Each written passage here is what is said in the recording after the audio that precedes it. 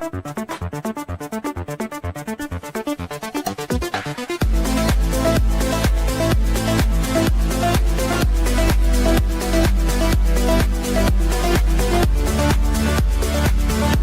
heard of audience participation shows, but this is ridiculous. Happy 2026. We're back with Friday nights. Joining me tonight is Phobos, and we're doing a bit of a rewind of some of the absolute stinking films, the absolute, outrageous junk that the big Hollywood studios have served us up during 2025. I'm not a happy bunny about some of these films, and I'm guessing, Esther, you're not happy about it too. Yeah, I don't think I enjoyed a single one of those, and a couple of them, at least one of them actually hurt. In my defense, I didn't expect most of these to be very good, so I didn't care as much, even though I've seen them all. But there was one I had high hopes for, and it was incredibly disappointing. Me too. Fashionably late as always. Hello, computer. It's the swap shop. Hello, sir. How are you? He is muted. He is muted. I love this part of the show. I'm good. Swappers. I'm good, thank you very much. There's a little bit of noise here, so excuse me if I flick in and out of the mute section. Oh, that's all right. No worries. If you just keep your ears peeled, and when we shout you, if you unpress your button, that'd be fantastic. Hello to everybody in the chat joining us tonight. Brian's in there, Sword's in there, Franco, Paul Dickinson, Gavin's in there as well.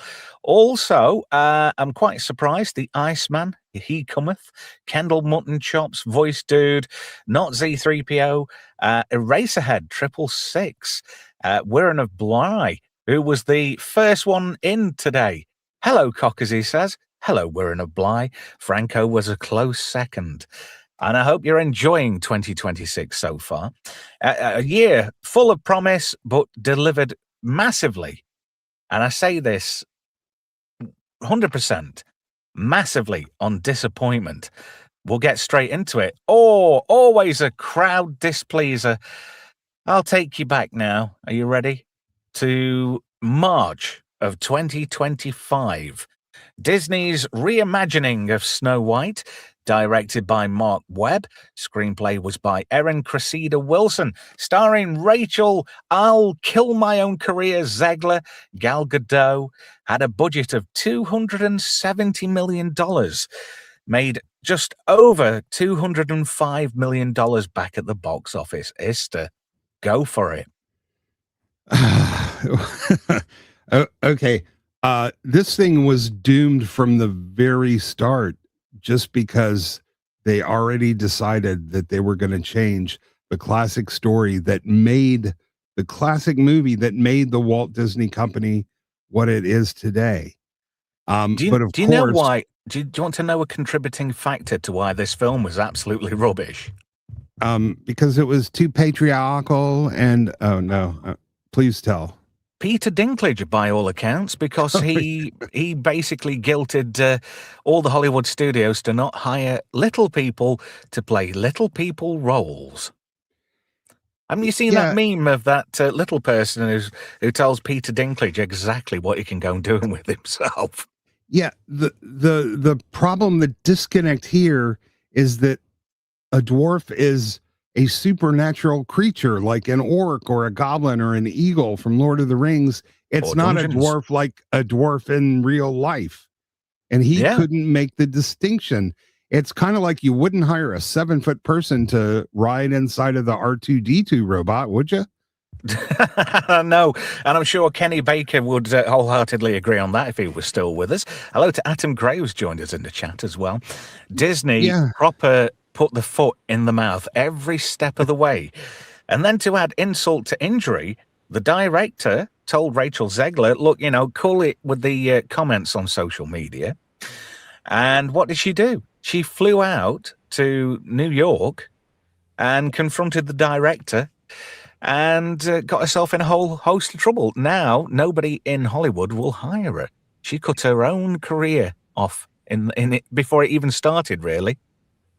Yeah, the other thing about this movie, I like to call it Snow White and the means of production, because the entire it makes she wants to basically socialize the kingdom, but where are you going to get the work from? The food, like she wants to give away everything for free. Well, who's going to make it? That like it makes no logical sense. You cannot build a society or a community on the ideas that she's putting forward. And the whole thing with the idea that Gal Gadot is jealous of Rachel Zegler is just laughable. She can't act, but so when you change a part of a movie, it's like changing a Jenga tower. You affect every other piece of it, whether you think you do or not, above and below. And well, we're gonna make fairest of them all doesn't mean pretty anymore. It means, it means faithful, brave, true, and just. Or they had their little phrase about it. So another example of stunning and brave cinema. Yes, but why would an evil queen care who's more fair than her? Everybody's more fair than her. It's exactly when you change the meaning of fairness, it's no longer a contest, and you completely kill the linchpin of everything that happens in the movie. So, of course, you get a bunch of weird scenes where, let's give the workers free bread and tell them they don't have to work anymore, but we don't know where the bread's going to come from now. Plus, hey, there's this cute prince, and it's just random collection of nonsensical scenes. And listen, I'll be the first to admit that woman can scream. Oh God, she can sing, but she doesn't have any sincerity behind her singing, and she doesn't have any dynamics or subtlety or nuance. So basically, when she sings about love, I don't believe her, because I'm like, hey, woman, I don't believe you love anything but yourself, She just comes across as an actor. That's all she does. She just seems like a very vacuous and vain young lady who's only in it to make a name for herself. Yeah, she's an absolute poser. Yeah, not an actor, a poser. Everything she does is performative. And I agree with you wholeheartedly. I think she just delivered everything with complete insincerity all the way through the film itself. There was nothing in it of any real substance. Also joining us tonight on the channel, we've got Admiral Teague. Thanks for popping by. Also, Vex. Vex, did you see Snow White, unfortunately? Fortunately, I did, and it was one of the best movies of 2025. Yeah, I call bullshit on that one. Listen, I don't know how you guys... garbage. Right, like, come on, like, how could you guys hate on this? Clearly, this strange, bug-eyed alien woman is way hotter than Gal Gadot. The singing was just, it had so little heart that you could resonate with it. Except the communism. They were very adamant about the communism in that first song. You know what? I love it. As a communist myself, of course, I thought it was very relatable. Oh my God, you're a commie. She's Canadian, right? I will say this about Rachel Zegler. She's found a place in live theater, and I think that's perfect for her, because when you need to belt out something that the people in the cheap seats in the amphitheater can really hear, she's got that. And you don't have to worry about... It's nice that she's got the pipes to fall back on, because I don't think Hollywood's a coming knocking ever again.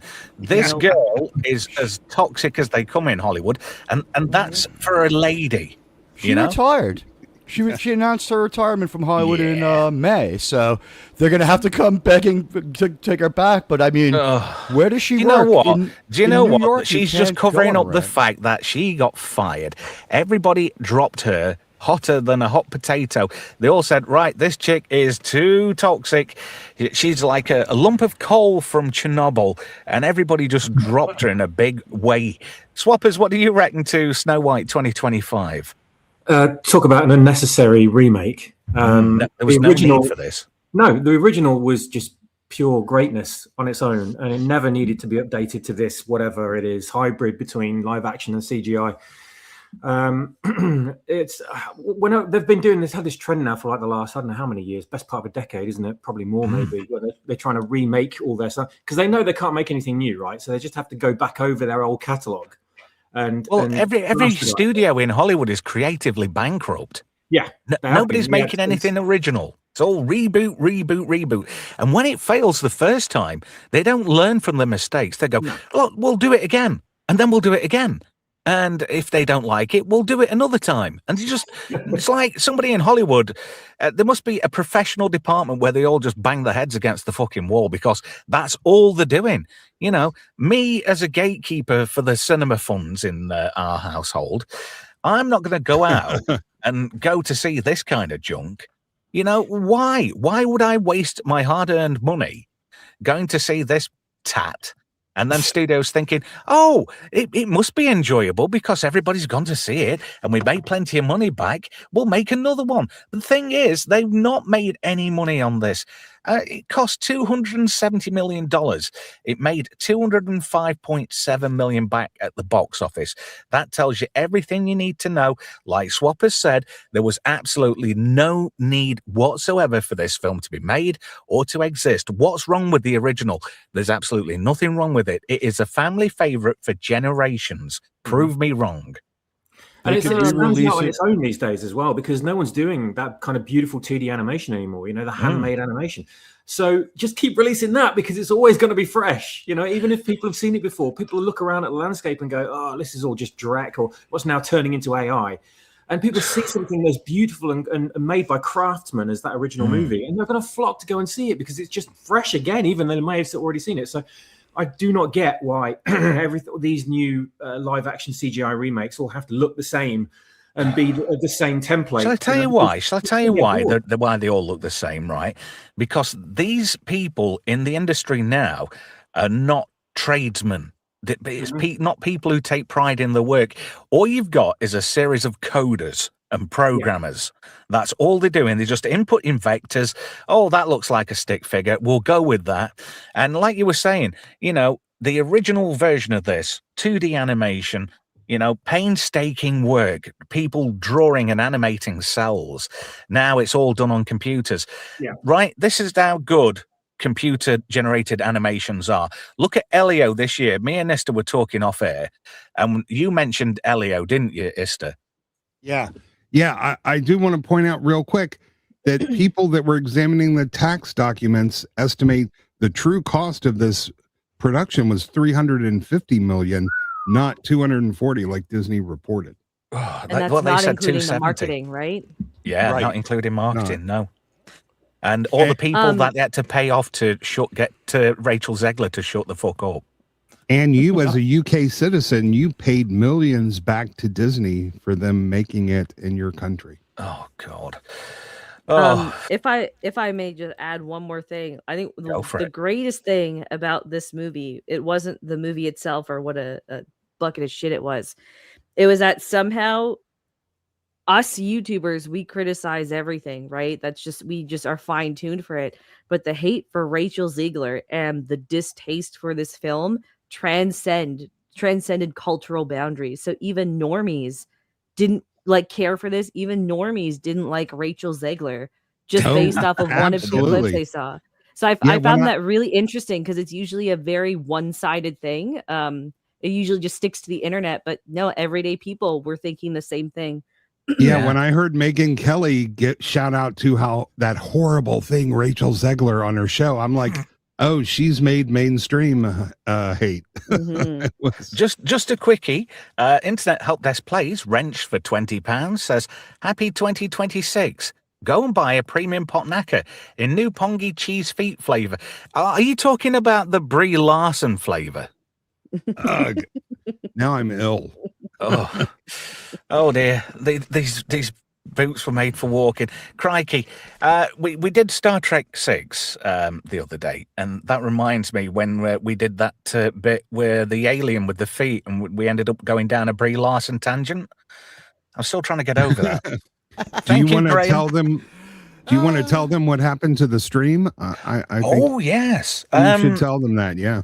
Last Friday's stream, I had a very snotty email from a certain alphabet-y company telling me that the stream for Friday night was limited.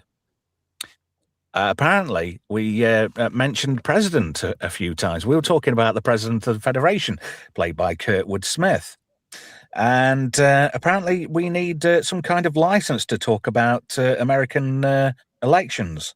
What? And we went, yeah, I Gotta be kid kidding. you not. Where is it? Screenshots. Here we go. Yeah, you got flagged for being political on a Yeah. Star Trek Welcome 6 to stream. YouTube. It When you says talk- here. The episode Doctor's Orders really I'm sorry, Doctor's Day almost got my channel ended. They cannot tell real life medical from Star Trek medical. And the episode Miri, we're just gonna skip that one, okay? Oh God! says oh, Can I yeah. just really quickly thank Rachel Ziegler for speaking for light-skinned people from New York? Nice. Thanks a lot, Can't fault you. Rich. It says here, certificate required, election advertising in the United States. It's an English stream featuring American citizens, but we were talking about the Federation president and how they were going to assassinate him at the end. We did not mention any. Did we mention politics at all? You Well, called him maybe President Dumbass. The movie was a Cold War allegory, so we might have brought up like the Reagan era. Oh, yeah, we mentioned Gorby and stuff like that, didn't we? Yeah. So as far as I know, though, he's not running for any office at the moment. Yeah. Oh, my goodness. Yeah. This is what AI gets you when you turn over all of your rational judgment to Well, you poorly know, conceived computer programs. That, and you will have to submit to the old-fashioned Orwellianism of saying things like, in this sci-fi story, the president of the United Federation of Planets, in a needlessly redundant, euphemistic way so that you don't get in trouble. Yes, well, I really like President Bodica. I thought it was really good. Yeah, he was great. Yeah. I mean, he called people dumbass a little bit often, but at the end, he did the right thing. I think Kirk is smarter and better as a captain than an admiral. He kept him there. We'll have That to was call great. him poop. When We'll have to the call him- Federation, did you see the bit where the Federation president chucked the guy out the back of the Klingon bird of prey and said, "Can you fly, Bobby?" We'll just have to call him.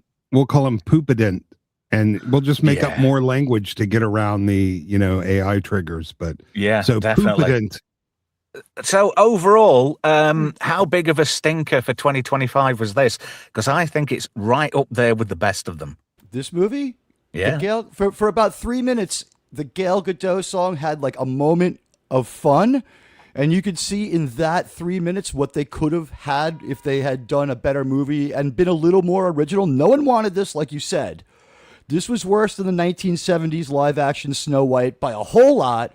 The mixed-up reshoots, I mean, yeah, it's emblematic of every other movie's problems, because you could say, look at the reshoots as far as Captain Falcon, goes. Look at the compromises, like as far as Fantastic Four. Look at the philosophy as far as Superman. It's emblematic of all the other problems. I'm willing to say yes.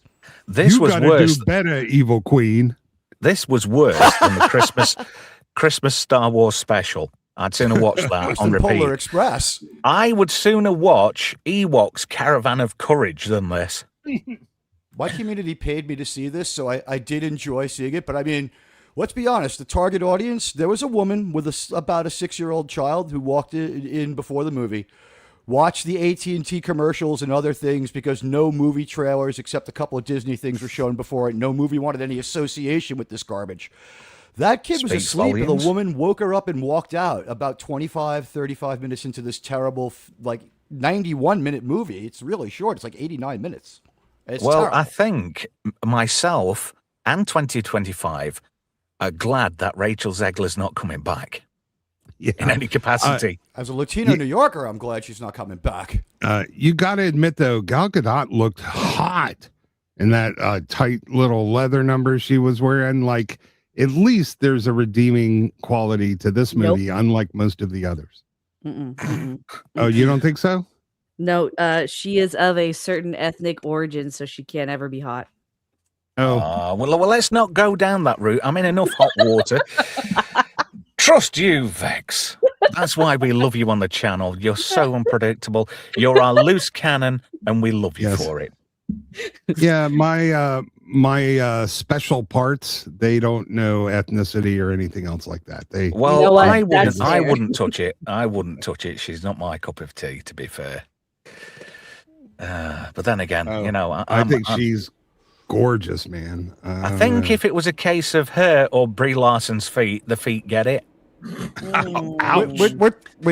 My audio went out for 1 second there. We're talking about Rachel Ziegler now, right? Yes. Nope. No, She has- Gail Gadot. Gail can come by for sure. Gail, come on by, man. There's a great. I live up the street from a Ben's Deli. We could go there. You'll have a great time. Use Hey, those do you know- Mossad interrogation techniques on me. I just watched crikey. the Tron movie. I've been through Gitmo treatment. There Let's goes see. this stream. So you're a New Yorker then, Teague, yeah? I think And you're that's a muted. yes. Oh. I'm going to Oh have to read yeah, your I lips. live in New York. I have Do you ever Queens, bump- the Do you ever home bump of into Trump. Cooge? Do you ever bump into Cooge? Does he hang around your part of New York? I think Cooge is great. He looks like my son-in-law. Have you seen the guy who goes, "Yo, take care, brush your hair. This is Cooge checking out some hot food." I have not run into Cooge. I've been to like 35 Yankee games where the president was, our current president was also there. I'm from the same part of Queens as 50 Cent, Run DMC, and Trump. What can I tell you? Nice. It's a diverse neighborhood. Yeah, Nice. I'm from Jamaica. I can't fault you one bit. We're going to move on to another film now, because we're getting a bit like close to the edge, and I'm in not enough hot water. Shall we have another stinker from 2025? No, I want to keep edging. What are you talking about? Edging, not that kind of edging. What kind of edging do you want? You are a filthy, filthy girl, Vex, and we love it. Mickey 17. Oh my God, I had high hopes for this. Mickey 17, written and directed by Bong Joon-ho, which is a great name, based on Mickey 7 by Edward Ashton, starring Robert Pattinson, who's basically a piece of balsa wood. Also, Mark Ruffalo. Everybody loves to hate that guy. It was released back in March with a budget of 118 million, and it made only 133.3 million back at the box office. I really wanted to like this film, and it was just straight out the gate. It was like being on a slippery slope. In fact, it was like being on a cliff edge covered in butter. Swappers, what did you reckon to this one? I didn't bother with this one, mate. I do not like Pattinson as an actor at all. So What? Fair. The trailer was intriguing. It kind of made me think, this kind of reminds me of Moon a little bit. Same idea, more or less, yeah. I thought, well, maybe they could turn out with something original with this. Waited for the reviews, and I don't think I saw one good one. So I thought, well, that's an easy pass then. But I just do not like Pattinson. So you've got to really try to get me into a movie that he's in. I'm sorry. I've seen more acting range in a pool cue. In a bar Listen, fight. this did remind me of Moon, which I think is one of the greatest, most underrated sci-fi movies around, which Definitely. gave me real high hopes. But I'll tell you what, Twilight here, he is no Sam Rockwell. So No, he's not. Did anybody see the tie-in on Netflix with Moon in the series Mute? Didn't know. No. Yeah. Yeah, there's a tie-in with that. Yeah, there's the the Sam Bell is like the Sam Bell clone trial referenced in that, and I thought that was really good. oh, so what's it called again? Mute? Mute. It stars Paul Rudd. He actually plays a bad guy for a change. Wow. I'm I thought adding that was to really my cool. watch A good list. tie-in. Swappers, did you I'm say putting you it on the completely list. missed this one because you love Robert Pattinson? That's why you went to see this 3 times. Yeah, I just can't get enough of him. And they'd only throw me out of the cinema for doing unnatural things in the audience. So they'll best not go. They'll best not go anywhere near it, to be honest. I bet you any money there's people at PIP assessments can act better than Robert Pattinson.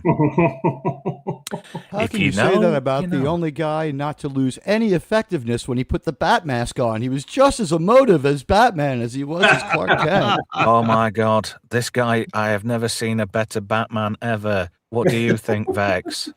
I like Robert Pattinson's new arc. I didn't like him as Batman. I thought he was a total miscast as Batman, but I like this journey, this anti-Twilight journey he's going on. This was one of my most excited movies. I was very hyped for this movie because I like Bong Joon-ho. He directed and wrote one of my favorite movies, Memories of Murder, which I highly Did he recommend. do Host as well? Was it Host? Yeah, he did Host, he did Parasite, he did Snowpiercer, which those are all very good movies, like politics aside. So I thought this was going to be fun, but I guess, WB kept delaying this. I think this got delayed 3 or 4 times, which is pretty indicative of a lot of things. And I just found myself bored. Like, I wasn't interested by anything that was presented. I didn't empathize or find any of the characters like worth rooting for at all. Steven Yeun felt completely wasted as a secondary character. I wish they had done more with him because he's actually a good actor. I didn't care for his ugly black gap-toothed girlfriend. Like, if you have a clone of yourself and you're fighting over a woman, the black woman better be Halle Berry. Everyone else is just subpar otherwise, right? Like, this chick was beyond ugly. I don't get it. I didn't see the issues Different with Mark strokes Ruffalo. for different folks, I guess. Yeah, I Some know. Like, people everyone go after their own clone. Yeah, that's Ooh. fair. I Can I you didn't get imagine all if there the was a hate. misprint and he was a bit fruity and he wanted to have a bit of a fumble with himself? Ooh, Would that make him gay, or was that self-pleasuring? I mean, we don't know. I don't know. It would I be don't some think it's kind of gay if like it's like yourself. some metaphysical masturbation. Mhm. There's probably a market for that. Who knows? But I thought Mark Ruffalo was quite interesting because he played a smug, smarmy twat. So he was, I he liked was Tony Collette in self-cast. this. Yeah, I've Yeah, got she a played rule. his wife. If you're playing with a joint that's not attached to the same body that your hands are attached to, you're gay. Fair. There's nothing just wrong like with that now. People can love whoever they want to love these days, Esther. You need to be a bit more Absolutely. flexible in your thinking. Maybe a game of Naked Twister with Z might change your mind. He's No, fully there's oiled nothing up, you wrong know. with that, but we're talking about definitions, Anyway, I just want to point out I was so looking forward to this. We did this on Fubar Friday back in the day. Back in the day. The channel's not even a year old, but I'm saying back in the day. It's our first birthday in 5 days on the channel. We might be doing something special. You never know. But I was so looking forward to this. Great expectations and all that. And it was just sheer disappointment. And the story went skew, and it kind of went sort of like eco, didn't it, towards the end? very political in its subtext, which I didn't appreciate. You didn't need to go there for this kind No. of story. I think, unless it's a political thriller or something like that, like a Manchurian Candidate type film, I don't think there's a place for modern day politics in any kind of cinema, to be fair. You know, that's for the real world. When you go to the cinema, you want to escape reality for a little while anyway. I would agree to a certain extent. Like, I think environmentalism is still worthy to see. Like, Princess Mononoke does the environmentalism theme well, because at least it reflects it in all of its characters and arcs, right? And it ultimately is a very subtle thing that backs the rest of the world building. But yeah, overt stuff like this, it's just I didn't get the Trump hate, by the way. Like, I know everyone was comparing Mark Ruffalo to Trump in this, but I thought he was more Justin Trudeau in this, in all honesty. Oh, goodness gracious. Is he He still wishes he was banging Trump. Katy Perry? Do we He know? Do we is. care? Yeah, he is. What is They're the edging. attraction there? Just a quick money. catch up. Yeah, quick catch up with the chat. Atom Gray said Moon is excellent. Wearing a Bly says, yeah, Moon is great. We ought to do that on Just Great Movies one night. It says here, not Z3PO. But does it have Spacey as a robot? No. I like that robot. I thought that was really good. Yeah. You know? I thought he Can I made a great... Like, if you think about it, it was pretty much like a play on Hal. Yeah, And I like that. It's This just a photograph- shame. It's just a shame that Kevin Spacey turned out to be a wrong un too. Like so many in Hollywood. It must come with... Do you know, people go to Hollywood, and I bet they've got the best of intentions. And then once they've made it and they've become in that inner circle, in that cabal, if you will, it must just perverse them into... they morph into something else, so a creature that's below human. It's Are called you an actor. sure? Are you sure you want to touch this subject on your channel? No, not really. But All right. I'm just Okay. saying, like I said, people probably go there with the best of intentions and it all goes horribly wrong in a short space of time. Overall consensus on Mickey 17.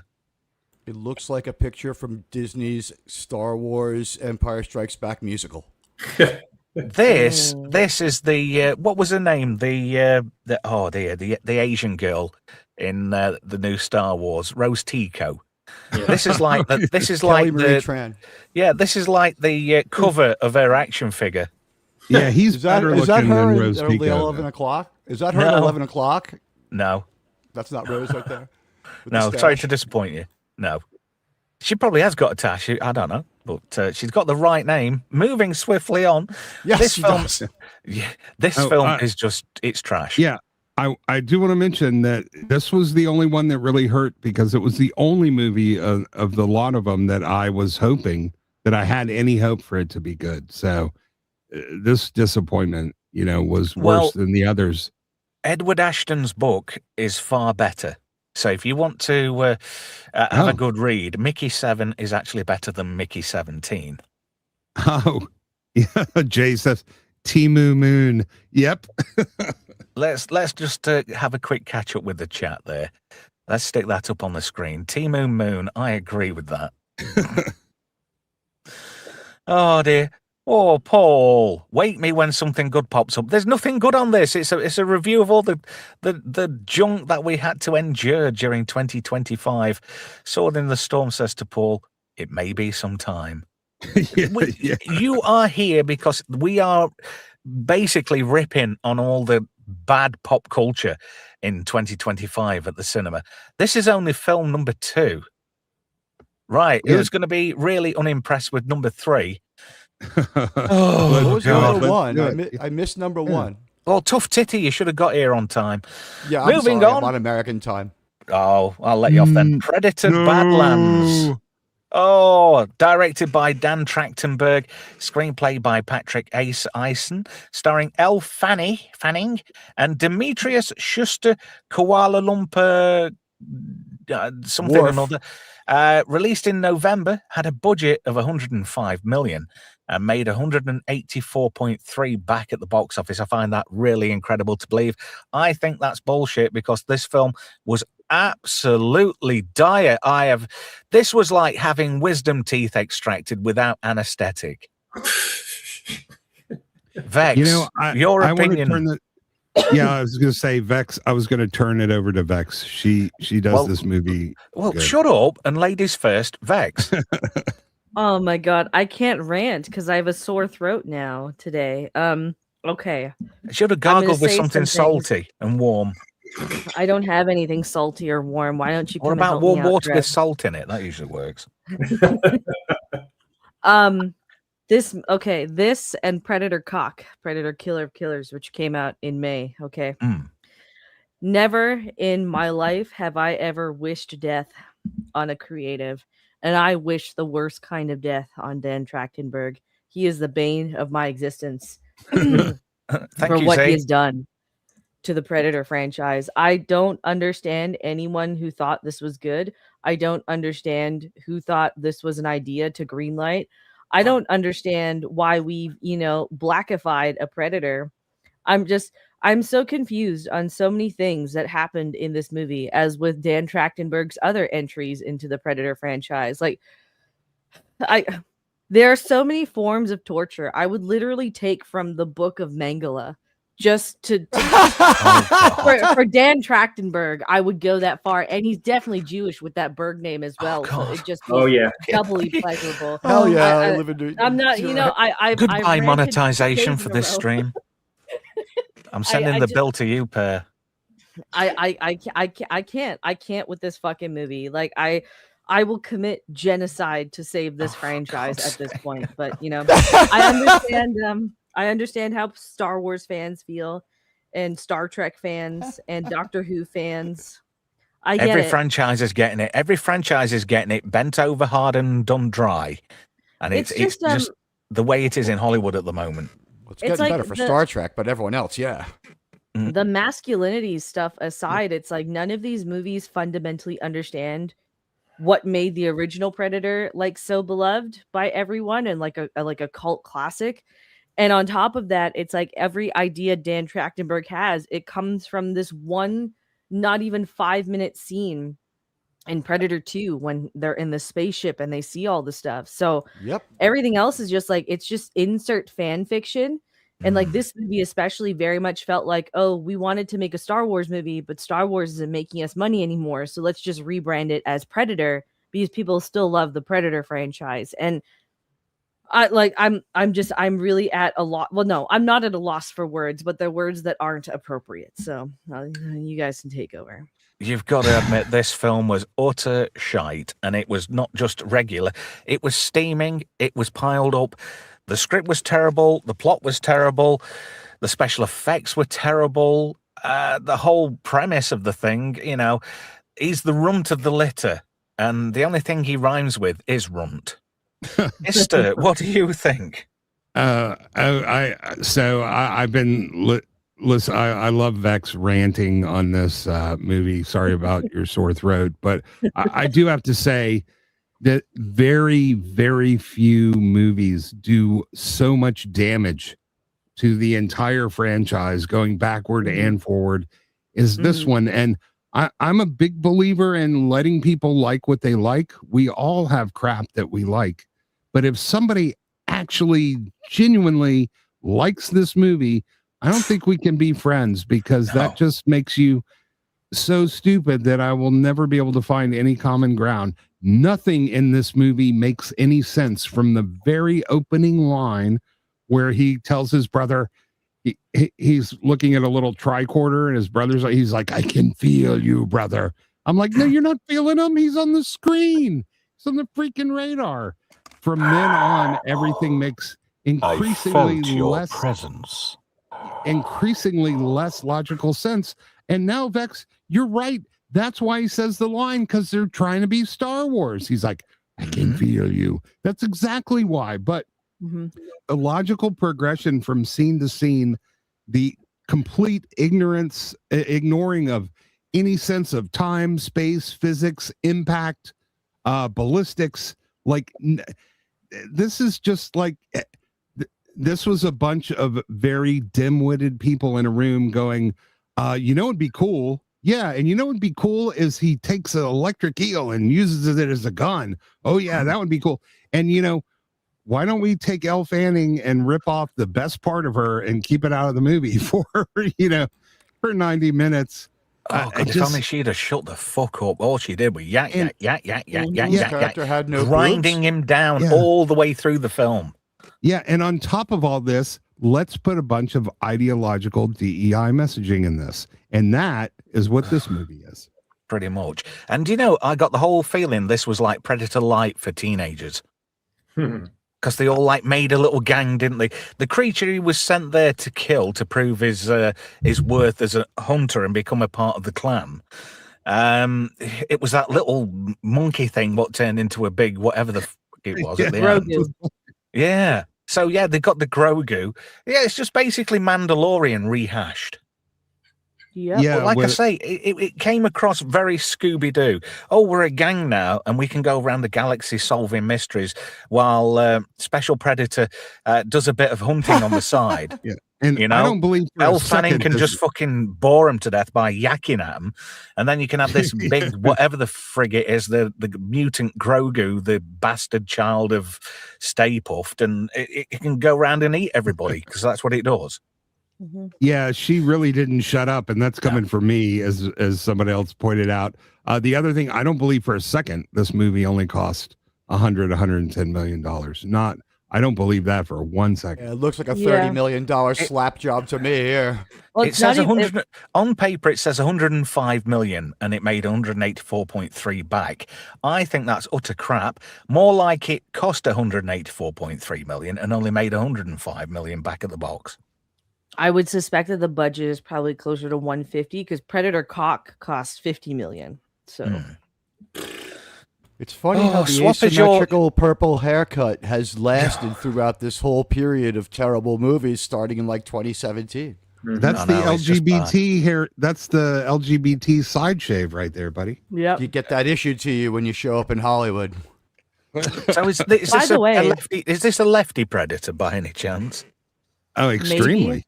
It's Yes. Antifa pred.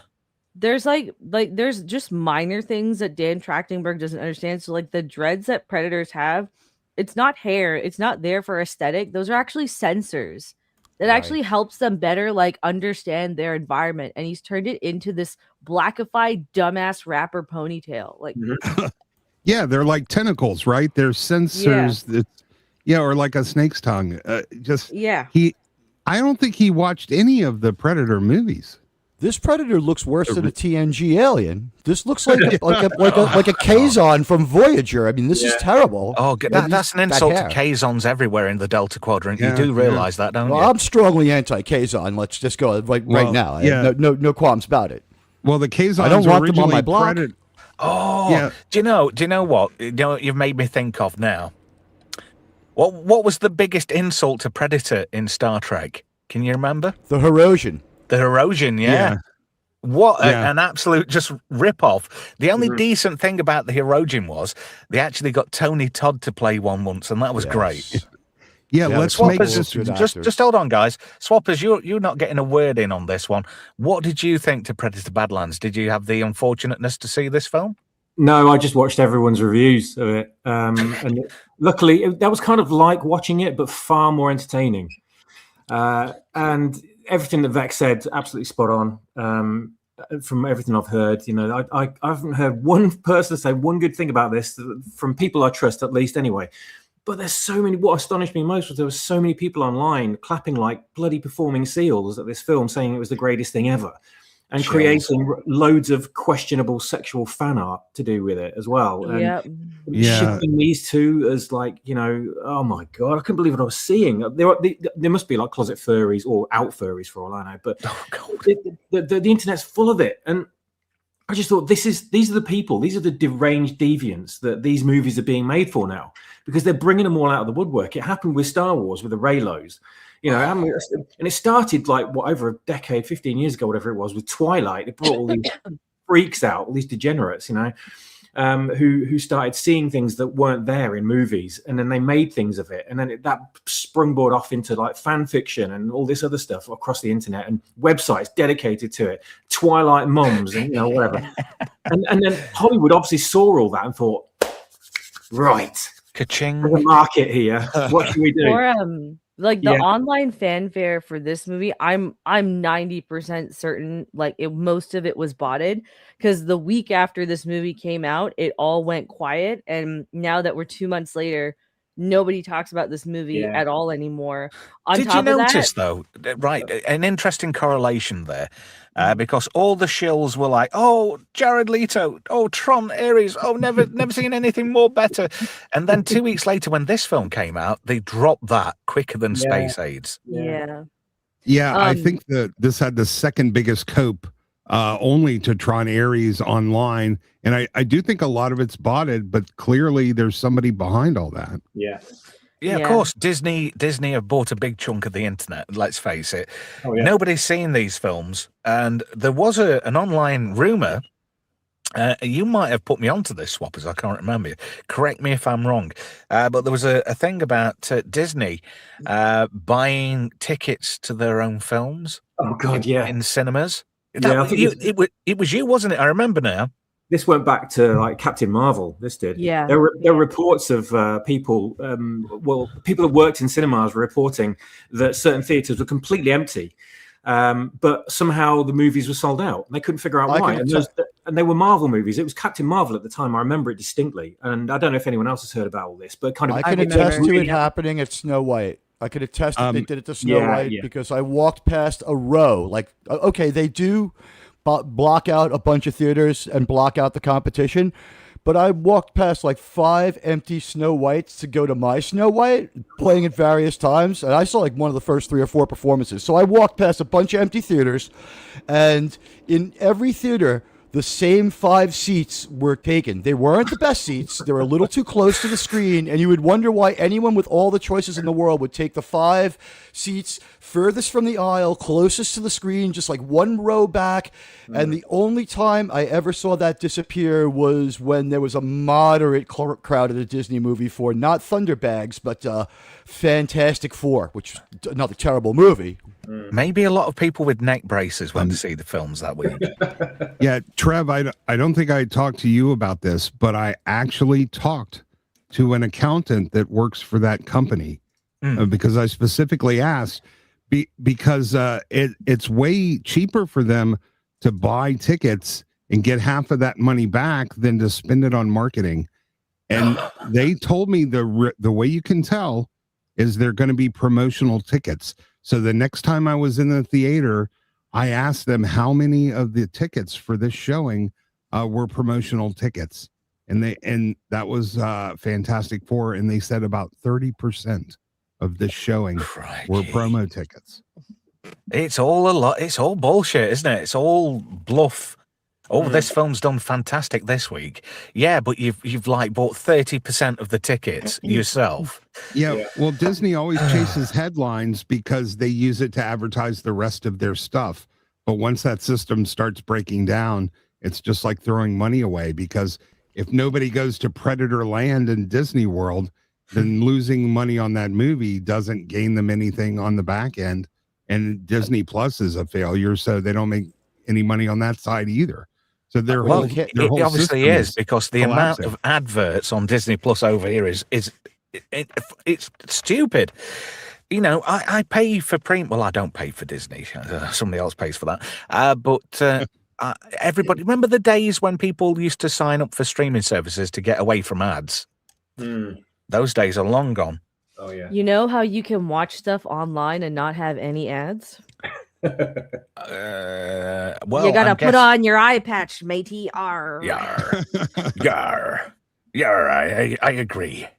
I'm fed up of talking about this film now. Can we move on to another stinker? Can I add one more thing before we move on to this? No. It's a small thing. Oh, No. okay. Go on. No, you can fuck right off. No, you can go for it, seriously. My review for this was only 35 minutes long, but I had to trim it down from an almost 25-page script, so I didn't have to edit a 2-hour video. I can't fault you. Honestly, I can't. That you know, they say don't work harder, work smarter. You did that day, I did. and I commend you for it. Shall we move on to another really bad film of 2025? Wow. Sure. It's sort of out of the frying pan into the fire, isn't it? It's just like, Well, it Let's depends do what it. it is. Are you let's ready? do it. Oh, I was looking forward to this, and I was so disappointed for Gamer. If you don't know what this is, it's Ballerina, directed by Les Wiseman, screenplay by Shay Hatton, starring Anna de Armas, Angelica Houston, Gabriel Byrne, Lance Reddick, rest in peace, great actor, Ian McShane, who played Lovejoy, and Keanu Reeves. It was released back in June. Had a budget of $90 million, which is quite cheap for a film these days. Only made 137 back at the box office. I was so looking forward to this film. And apart from the fan service, the rest was disappointing. Did anybody else have the unfortunateness to see this at the cinema? Oh no. Yes, I did. And I have to say, of all the movies on your list, I think this is the least terrible one for me. True, I think I will say that. There's a good movie in here, but they should have made, Ana de Armas look like she does on the red carpet and the runway. They really sort of uglied her up for this. Femme course fatale. they do. Should have been a femme Women- fatale. Yeah, exactly. All gorgeous Use women your- now have to look androgynous, and it's like some bylaw they've written into Hollywood. Yeah, she should have used her feminine wiles, like real life operatives. The other thing is they make a big deal at the beginning of the movie going, how do I beat him? It's like, you will never be stronger or faster or hit harder no matter what you do. So you have to find other ways. And then they completely ignore that speech for the rest of the movie. And they have her face tanking dudes 3 times her size throughout the entire film. It is ridiculous. She was also like, I didn't see this in the cinema. I saw this on the seas because I knew it was going to be utter shit. But she was also like indestructible. And like with the John Wick series, the first movie, they made it believable, right? And he had a backstory and he was a character that you could grow with and witness an arc for. And then they very like knowingly just went into goofy territory with 2, 3, and 4, knowing that the only way to make sequels for this character is to just like focus on the action. Here, you set up where it's going to be, it's going to be similar to John Wick 1 because she's got to fight for it more and she has this sad backstory. And then it just goes straight goofy for no reason at all and not in like a semi-believable way that some of the John Wick sequels at least try for. Because Keanu gets beat down a lot in the second, third, and fourth movies. This bitch was literally like tanking dudes 4 times her size with an axe in her back at one point. It was ridiculous. Brave. She was stunning and brave. Yeah. Also, her backstory was just hollow, and you didn't care about anybody. Like, I really do think they could have made this comparable to the first John Wick. Yeah. But because of their choices and their ideology, they didn't do it. And these are some of the same people that know how to make a good action movie. I'm not sure they were allowed to. I don't know where the idea came from to make it like they did, but it was not good. Yeah. It was a cash grab. They just wanted to cash in on the success of the John Wick films. And like I said before, when I watched this, I was like, oh, Gamer, I am so sorry. I just felt bad for Gamer because I knew he was excited for this film. Yeah. Did anybody see her in the James Bond movie, which was terrible, but she was in it for about 10 minutes. Yeah. And she was awesome. If she had been like that in this when she's not cucking Bond, cucking Bond or making herself, she does say that she learned for James Bond. He likes a burger. And she cooks. Yes, that's it. Yeah. She also says she learns how to outbond Bond in a 2-week class on the online. So I mean, she's a destructive force to the story, but that story is total garbage. Yeah. Her and Sydney Sweeney are going to be in a movie together. I'm convinced that they're both going to have to play like Charlotte Theron monster type characters and not be allowed to look at themselves, but they will make them lesbians. We'll get half of what we want. Actually, they did. She already did that. Very intimidating. Oh, God. They did do a movie together this year. It was called Eden. It was actually one of the better movies of this year. But Anna de Anus is just getting fucked. Like sexed. She's getting P in her V the entire movie. Oh my God. Is it graphic? It's like they don't show a lot of it explicitly, but like you can hear her moaning a lot. She's in sexual, positions and stuff a lot. Oh, I think you need to tone it down because Teague's had to mute himself. I think he might have had a stroke. There's moments where she's completely soaking wet because they're on an island and you just see everything like bush and all through her clothes. So yes, there's a lot of undergrowth in that film, and maybe they need a better gardener. Oh my gosh. Anyway, I love it when you're on the channel, Vex. My arsehole is queefing. Because I know that AI is going to be loving this. Did I ask you, Swap, as if you'd seen this? I've forgotten. No, you didn't. No, I completely skipped this. I mean, I'm not a fan of the John Wick movies anyway. I saw the first one. I didn't really feel the need to watch any others. So when I thought, I've like, what are we on now? John Wick 8? And then they announced this as well, set in the same universe. I just thought, really no. With a girl boss, I'm out straight away. So yeah. I think this is just going to be an absolute one-off. They tried to cash in on the success of Keanu Reeves. Because let's face it, John Wick, it's Keanu Reeves now because after Matrix 4, Neo's dead. Nobody wants to see him as Neo ever again. He's killed that. So John Wick is the best we've got, and I think he made that role his own. It's probably one of the most dynamic characters to come out in cinema in the last 15 years, and that's saying something. That is the state of cinema where, Atom says in the chat, Wick is just silly now. The first one was great. The second one, not so bad. When it got to 3, it's like, oh no, gravy train time now. This is just the pension fund for Keanu Reeves now. Yeah. Especially when it got to 4. I will say this, at least in 4, it was as bad as you say, But moments, fleeting moments here and there, but moments. Like, for instance, when he's running towards those stairs and there's that weird circle of cars just with, like, e-braking around him, like Tokyo drifting around him, and he's got to try to navigate that. Like, that was still fun. Yeah, but that one minor moment in an hour and 45-minute film. That is the one USP out of that film for you. That says a lot, because a John Wick film, it's got to be boof, boof, boof, boof, boof, boof, boof. You know, it's got to be the next big hit. They've got to keep that sort of intensity going all the way through.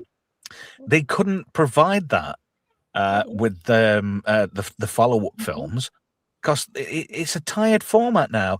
It got boring really quick, and that's a real shame. They didn't need to make any more. Yeah, again, Hollywood thinks, oh, wow, we've cottoned on to something here. This is the next big thing. Right, let's get milking. And they're all queuing up with buckets to milk it for all it's worth. And then it takes it out for everybody. In the long run, people become very resentful of these films, because what the film that made them love a franchise, the rest of the films make it an absolute fucking joke. I'd say that's more the last Bond movie than this one, than John Wick 4. But Ballerina, yeah, it was a waste. It didn't capture one cinematic moment or make you feel good about going to the theater. No. Yeah, Not but they one could bit. have. They had the blueprint. Make her the girl from the Bond movie. Yeah. It would have been phenomenal. I agree. Instead, we got what they served up. And yet, the people who make the John Wick films knew what we liked. It was the first film. Lightning wasn't in the bottle for the rest of them, sadly. But they could have done something similar with this character. The potential was there, but they dropped the ball in a big way. And I think that's partly down to studio interference. Oh, you've got to make her like this. You've got to make her like that. You can't make her look too pretty, because it'll make ugly people feel bad because they're fucking ugly. It's not our fault people are fucking ugly. It's just genetics. But What's it say that Tom Brady could win 5 Super Bowls after moving on from Bridget Moynihan and John Wick tanks 3 times in a row? That statement went right over my head. I am not a man. Yeah, it's an American football statement. But John Wick's wife is the baby mommy of one of Tom Brady's kids, who's an American, like, very well-known, prominent American non-soccer football player. You say Brady. Is he one of the Brady bunch we've heard about over here? He's got a bunch of kids at this point, but no. No. He's also married to Giselle Bundchen, who I'm sure. No, they're not together anymore. She left it. He made the right choice. It was one more time out with the boys to play football, or stay married to Giselle Bundchen. And you know what? He made the right choice. Hail to the Comic Relief Crusader who's joined us in the chat. Nice to have you there. Iceman as well. Anybody else who wants to join in? We're all up for it. We're in the round tonight. This, like I said, disappointment. I expected a lot more from a very good stable. But yet again, it was milking it, and it was turning a much loved character into a feminine anti-hero. And it just didn't pay off for me. I give this film a whopping 10 for being a stinker. It's up there with everything else so far this year, what's been crap. Oh, dear. Anybody else want to... Because I'm finding this really draining. And we've got quite a way to go. But anyway, this one's bad. Are you ready? Vex, have you got access to a tenor pad or something similar? A what? You know, the anti-wee pads, you know. Oh, I mean, I'm always just wearing, there's always towels underneath anyways, because you never That's know what all I'm gonna right. touch. Because this one might make you leak. Are you ready? Oh, God. Captain America Brave New World, released back in February, directed by Julius Onah. Screenplay, Too Many Cooks and Not Enough... anyway, spoiling the broth was Rob Edwards, Malcolm Spellman, Dallin Musson, Julius Onah, and Peter Glanz. That's a good name. Starring Anthony Mackie. Oh, dear. Carl Lumley, who was Mantis. Giancarlo Esposito, he's like dog shit. He's everywhere at the moment. Liv Tyler, Harrison Ford, who was crap in this. Budget. This is rhubarb. Apparently, the budget was $180 million. I don't believe that for a moment, with the amount of reshoots this film had. And allegedly, it made 415 million back at the box office, which I find incredulous, because everybody hated this movie, me included. Esther, what were your reactions to this one? This was another one that was just doomed to fail. You're watching it, you're like, hey, those guys were right over there. How'd they get over here? How'd they get across the... It's just a random editing of unrelated clips. The whole idea of a guy with a magic flying suit using a shield is kind of silly. And this one we've had a trend this year of supposedly super genius characters, but they're all acting like idiots, making the dumbest choices and the most stupid mistakes. And the only reason they're geniuses is the movie has to tell you they're a genius, because certainly nothing in their actions or their words imply there's any kind of intelligence behind there whatsoever. This movie was reshot almost completely. I think twice. Its real budget was over $400 million. And it just, unlike some of the other ones, I didn't expect this one to be good. It certainly matched my expectations. It wasn't bad in a way that sort of made it fun or laughable. It was just sort of trash. But I did love the fact that all of the characters throughout the movie have to say, "You're Captain America. You're Captain America." It's like the king doesn't have to tell anybody he's the king. And that's exactly what's happening here. They needed to make sure every character acknowledged Sam Wilson as Captain America, because they knew the audience does not accept him as that. This smacked of DEI. I hate to say it. Franco says in the chat they filmed it 3 times and mashed it all together. Gav Blackburn says, you got to do better, Disney. This is the 3rd stinker so far on the look back at 2025. Obi Stonks Kenobi says, if you don't like this film, you're basically a racist. I guess so. Guilty. Fake numbers. Yeah, I agree too. But God, I hated this film. I wanted to like it so bad, but it's not got that vibe anymore. DCU and MCU have just been absolute junk this year. But this has got to be the 2nd worst MCU film of the year. But it's close. Yeah. They never had a script. They never even had a script. What you said about like how it's three, it was filmed about 3 times. I would say each of those 3 filmings had 2 or 3 reshoots each, and nothing was totally thrown out. There was tiny little pieces of what would that be? Like 9 different filming. That like Gus from Breaking Bad shows up. He's an important wheel. We got to talk to him. Then he's just gone. It doesn't freaking matter. It doesn't matter. Nobody cares. I mean, what the hell?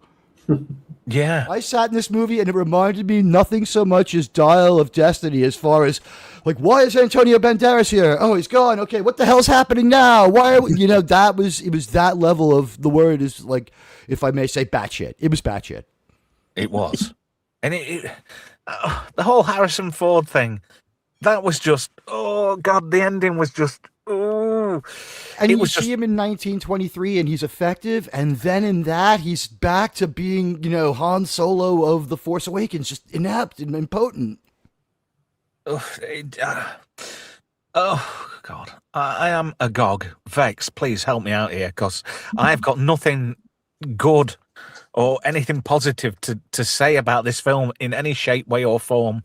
I have a funny thing to say about this film. I don't really remember much of this movie because it was all just a blur, and I thought, oh, maybe I don't understand this because I didn't watch Falcon and the Winter Soldier, and I was told no, like that will explain nothing in this film. Pretty much. But also, I love how they tried to make this tiny little Jewish bitch who looked like the dude from Willow as some sort of sex symbol. And I was like, listen, nobody wants to fuck a stick with, a nose that can cut open a can. Let's be real. Nobody thinks you're a femme fatale like Black Widow. When she beats down those 5 guys and there's no artistry to it or any martial arts facts. Nothing. In her big fight scene. Just like she came into the room when I think Sam was in the hospital or something. I can't remember. But Senator Bucky comes in, which doesn't make sense. And she's like, "Oh my god, he's so hot." I'm like, "Bitch, nobody wants to think about you naked. Shut the fuck up." Dude, that Anyways, was continue. so that part of the movie was so weird. It's like, hey Falcon, how you doing? Oh, your buddy's gonna die. Too bad. Well, I'm a politician man now. I'll be talking to you later. And it's like, huh? I think it made less sense because, like, for when Bucky was introduced, and then for most of the movies he was in, aside from Endgame, he was a wanted fugitive by the entire world, and he was a But that master usually happens assassin. after you're elected. Yeah, and then Falcon and the Winter Soldier apparently explained nothing about that, and now suddenly everyone loves him enough that he's running for office, but then they forget that when we get to Thunderbolts later in the year.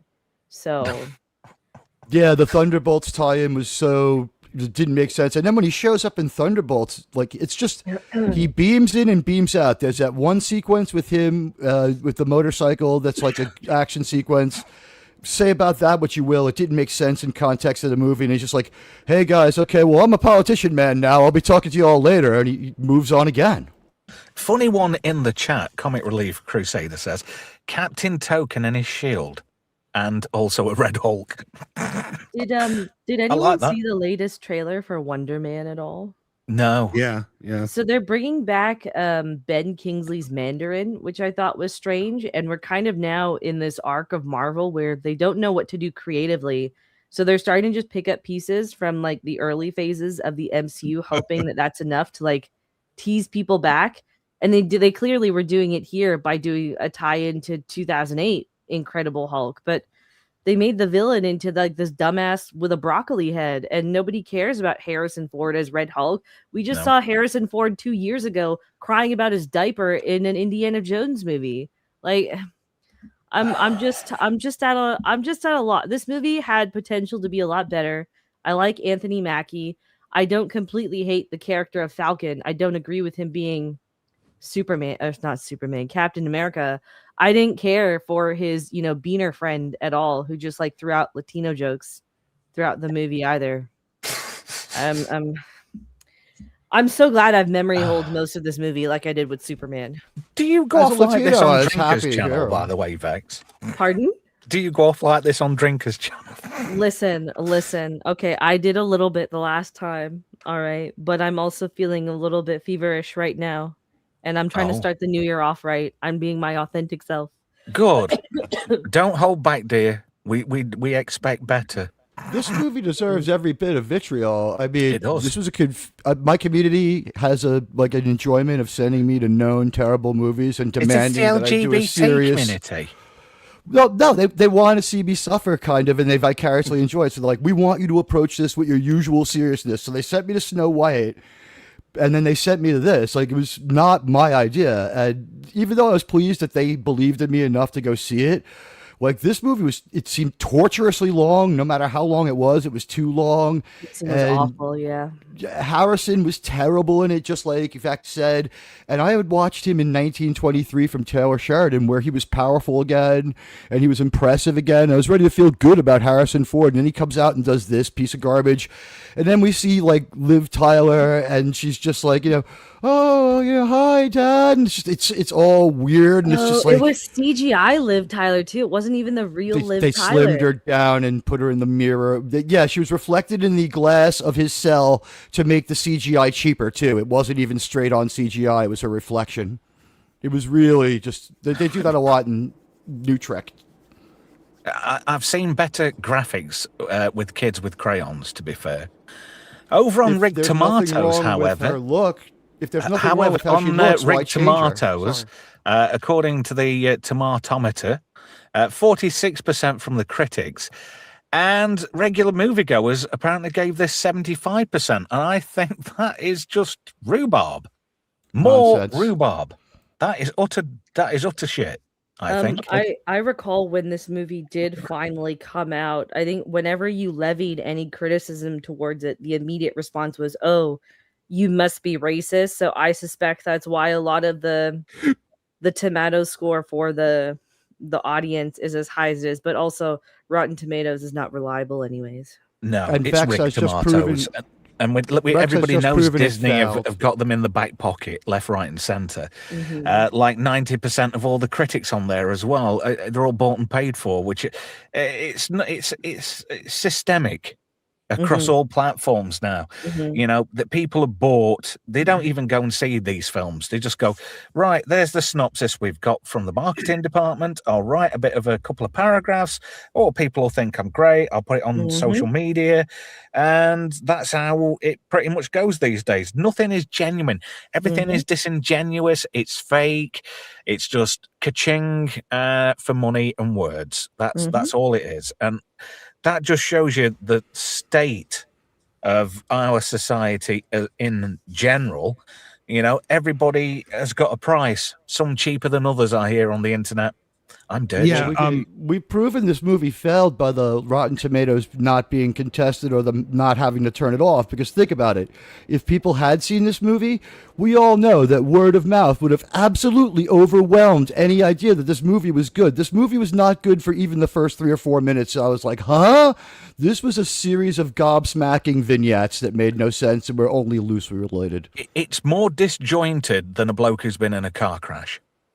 Yeah, I want to point out, Not Z in the chat says his producer heard a rumor that this movie cost $1.1 billion in today's money, 800 million at the time. What? Yeah, I was talking with he said his producer heard It says there, Istafobos, 800 million and above, estimated. That's like to 9 today. American baseball teams. So that's the Crikey. reshoots, and didn't they do some of the filming for this during like lockdown? So would have that would also contribute. That yeah, is they true, filmed yes. some of it here, and I was hearing rumors the whole movie cost well over 500 million, but I never imagined it would be twice that. Well, like with the Star Wars franchise, we'll find out in about 4 years. Oh, this is interesting. Not Z3PO says at Ista. I just make sets, and since I still smoke hobnobs with the big wig LA people. Oh, that is good. If there's anything you know and care to share, we will always put that out here on this channel. Atom Gray Hold says, on. hell, I Hold remember on. when Ain't It Cool News was a parody. Yeah. Real quick, hold on. Who is it that knows Hollywood peeps? Not Z3PO. Okay, not Z. If you can put me in contact with Henry Cavill and tell him that someone is desperately looking to get pregnant, I would really appreciate that. You've got Mr. Vex for that. Come on. Mr. Vex is not Henry Cavill, though. And Mr. Vex knows that. I'm not Any either, man but would if be you honored to if you raise fancy a bit of Cavill's rumpy child. pumpy, I'm up for that, and I can do an English accent. If you look like Henry Cavill, you're on. Yeah. If he was 5'9" and obese, then yeah, with grey hair. I have a shirt that says my ideal weight is Henry Cavill on top of me, and it pisses my husband off whenever he sees me wearing it. He's like, I don't care when you thirst over fictional characters, but when it's Henry Cavill, it hits. Like, I'm sorry. But he's so hot. I treated myself to a t-shirt, and none of you will get it because it says "pert and clean" on it. Listen, I'm straight, and I'd let him get me pregnant. I'm straight as far as I know, anyway. Okay, and on that Thank note, you. oh dear, You haven't met Henry Z3PO yet. in the chat will be asking at you if you fancy a bum now. You do know that, don't you? Oh, I don't know. I'm semi-flaccid now. You've said that, Vex. Just the thought of Henry Cavill impregnating you, it kind of turns me on in a small way. I'm quite moist, and I showered before the show. Those would be some good-looking kids, man. Think about it. I'm In just if fact- sex robots become real, like it's over for my husband. I'm just if I can afford one of those, I'm sending Can a you do picture me a of Henry favor? Cavill. Can you do me a favor, Vex? If it ever happens and Henry Cavill's fucking you 40 ways from Sunday, if Mr. Vex comes in and gives you a really disgusted look, we just go, "Did you fucking right, Rocky?" Yeah, if sex robots become a thing, that's the end of the human race. I'm pretty sure. So, I bet you've missed that one, haven't you, Vex? We laughed. We literally laughed for hours over that one. Yeah. Good old waffle stomper. Oh, this look at film's. what- You know, I really wish I'd not picked this film now because I am both angry and frustrated. Because it's Yeah. like if I were to truly vent my spleen over this monstrosity, this is just the byproduct of just sheer decadent waste of time and money. That just look at Anthony Mackie's face there. That sums everything up about this film. He's like, fuck, I was in this film. He's going to carry this film to his grave. He's going to. He got money for it. So. That's besides the point. You know, he's got to live with himself and all those millions he made out of it. I'm sure he's fucking gutted. But you know, every morning when he goes in the bathroom and looks in the mirror, he's got to look himself in the face. This would have broken me as an actor. I like Anthony Mackie, but he's not a leading man. He can't carry a show or a series. And one aspects.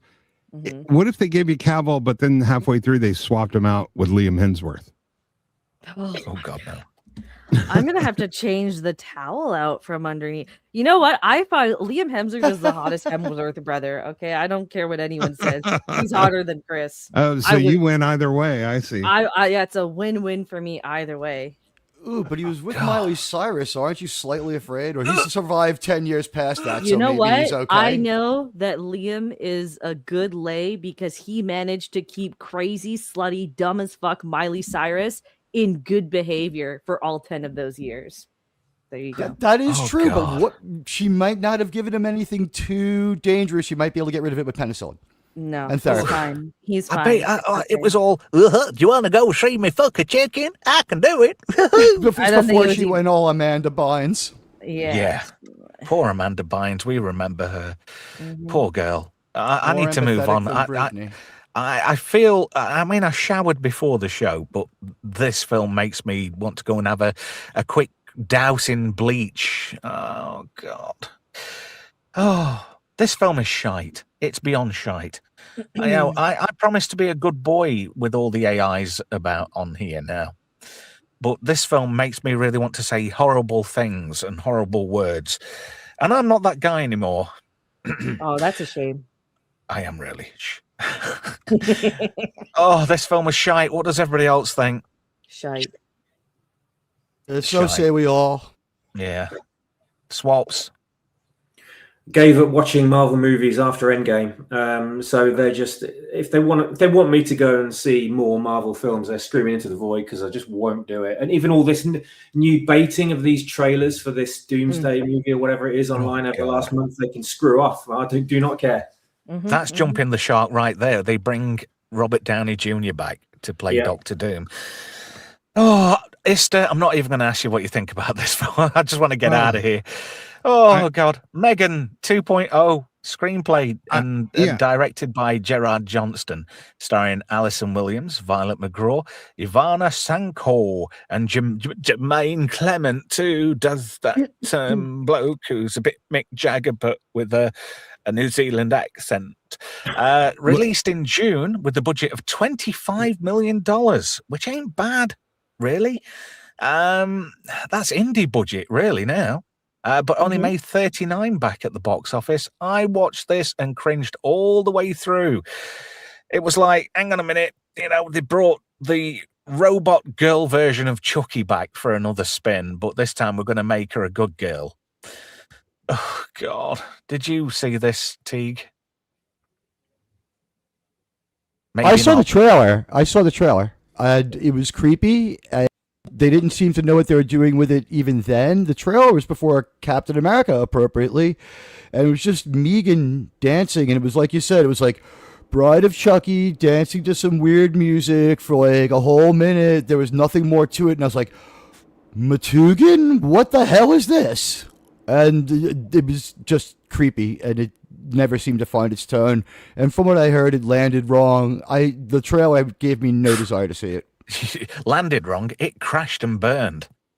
Vex, Vex, what do you think? I thought the first Mithrigan movie was super overrated by everyone that hyped and watched it, so I didn't watch this piece of shit either. But I do find it funny that the gay community decided that a child robot that kills people is now their sex icon. Really? Mhm. I seem to remember something about that, but thought that's just a bit wrong on Just a so bit. many levels. It's better than the Gladys thing that they had going. So Oh God, no! It gets worse. What the fuck is wrong with people? You they're know, gay. That's what's wrong with them. stick your Clearly. dick in whoever or whatever you want, but just keep it to your fucking self. We don't want to see that. Not my cup of tea, I'm afraid. Swappers, did you happen to see this, or did you have common sense and thought, fuck it?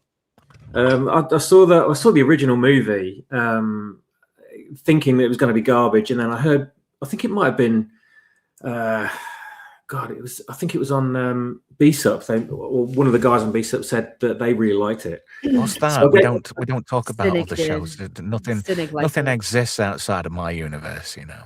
And I was intrigued after that anyway. So I got a free copy of it and watched it at home and thought it had potential, but it felt really low rent. Mhm. And there was some real shark jumping moments in it that didn't make any sense. Super convenience I don't moments. know. I'd pork dollar store Jennifer Connelly. She was one of the better things about it, but her acting was not good. No, She's nice to look at, but that's about it. I've got a nice role for her to play. But yeah, I'm going to get her to pretend to be Vex, and I'm going to be Henry Cavill.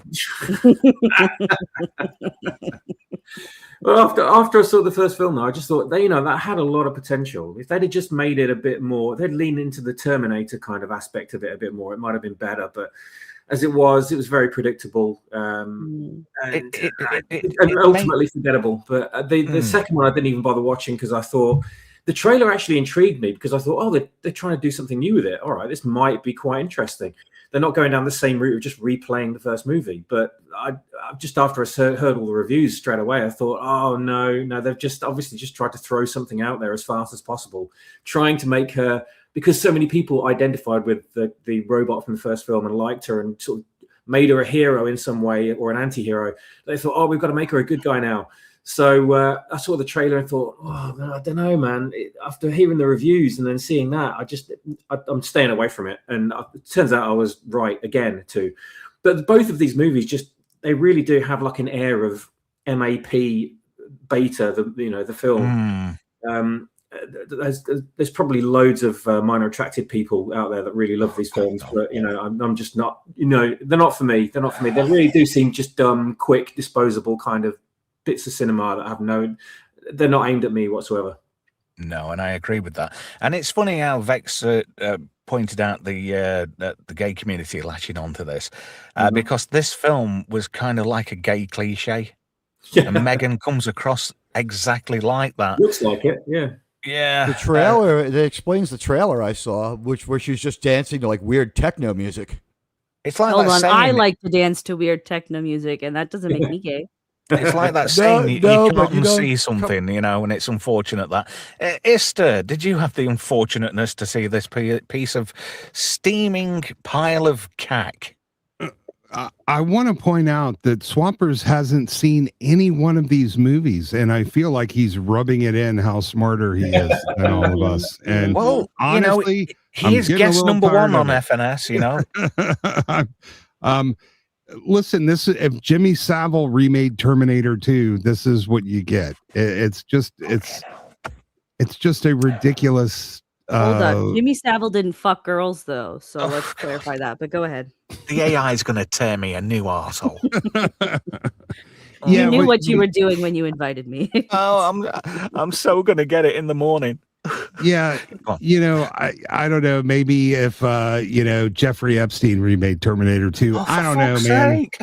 It's getting worse. I figure we're Can somebody take the keys off Grandpa, please? Listen, you're already wet. You might as well jump in the water. But this was just silly.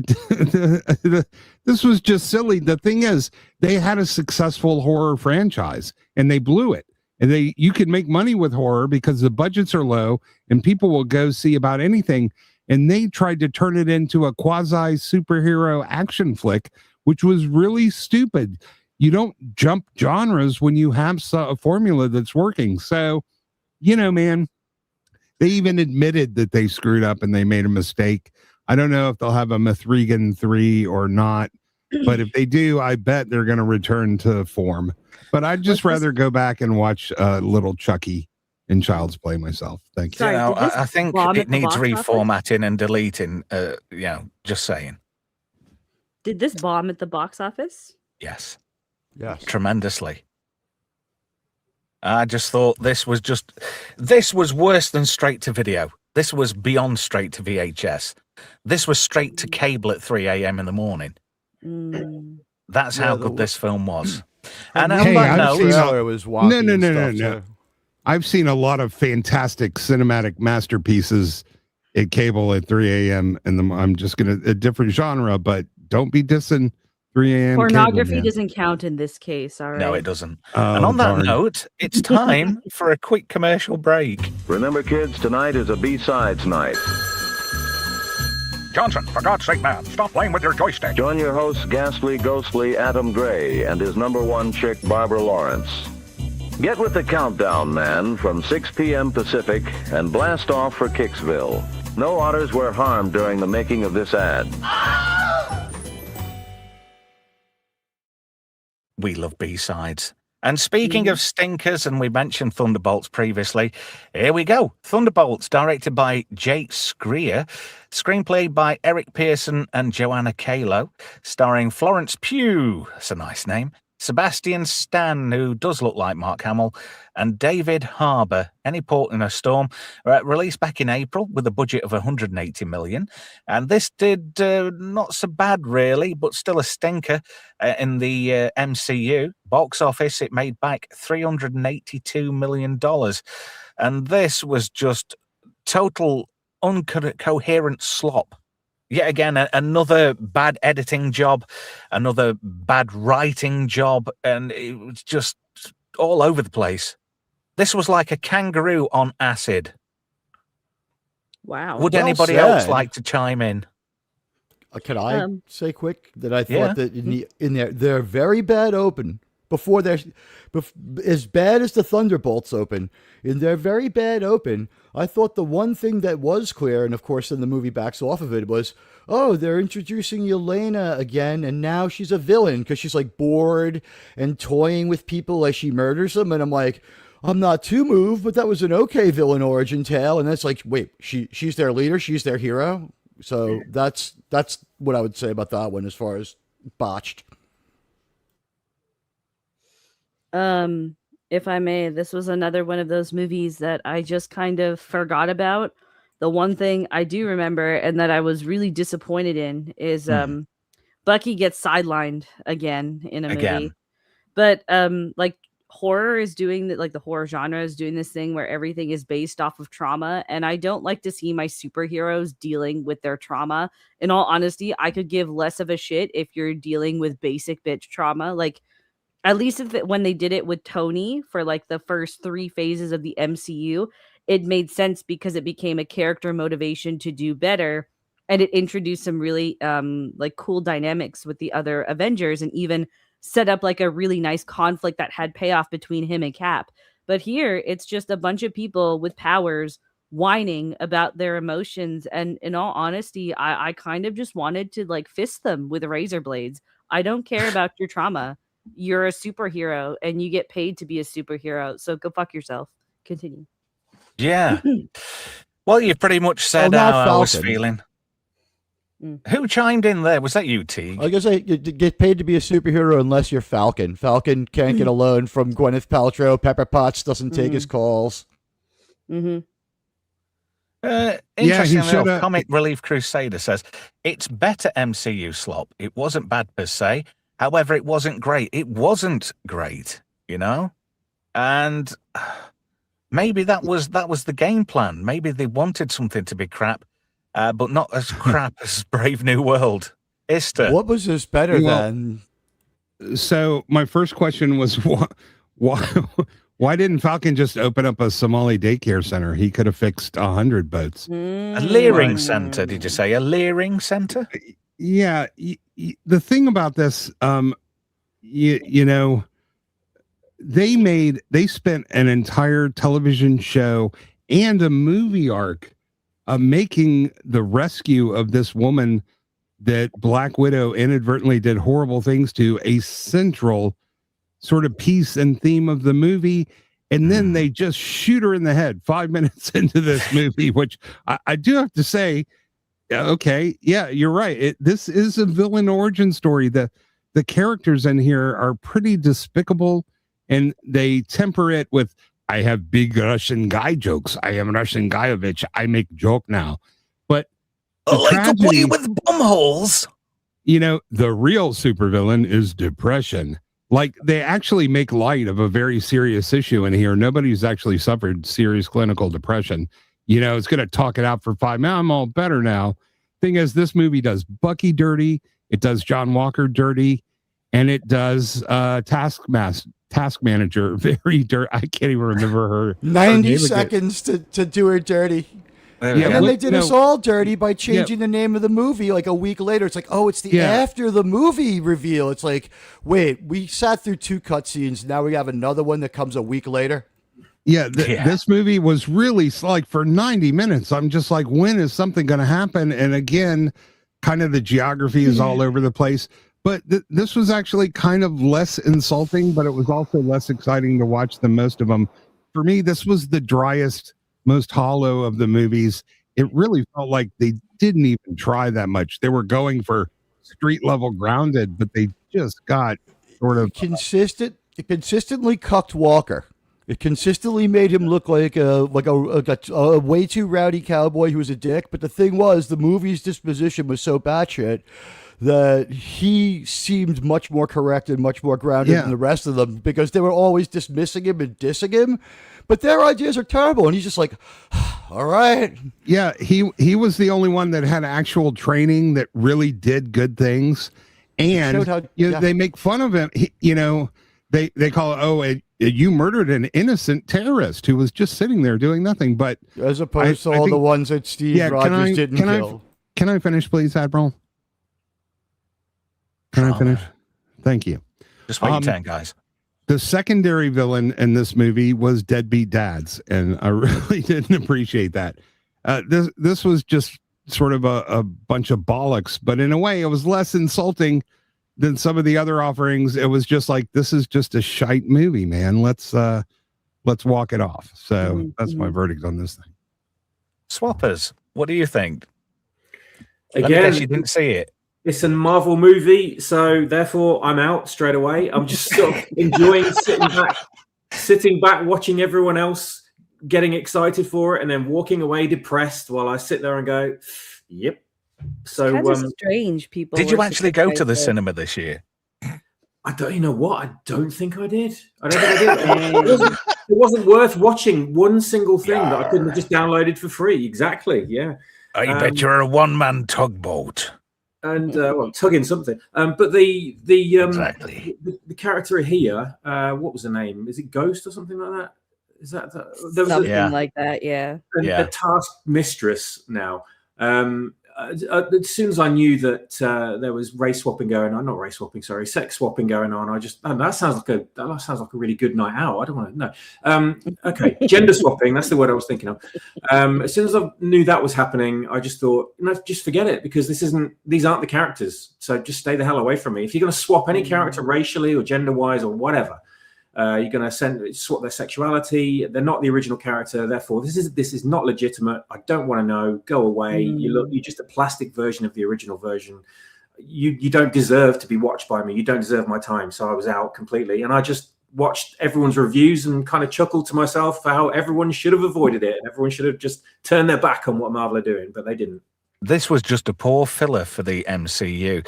None of the characters were truly relatable or likable. Bucky, fair enough. It just felt like he got shoehorned into this, just so there was one relatable character who you knew from other parts of the franchises. But, I mean, look at that guy behind David Harbour. He just looks like Dildo Man. He could be anybody. Pervo Man. I've been sniffing your wife's knickers.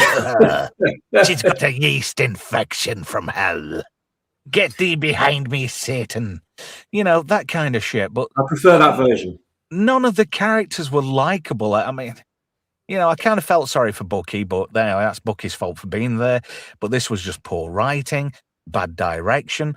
Yet again, another film in the franchise. There was no need for this film at all.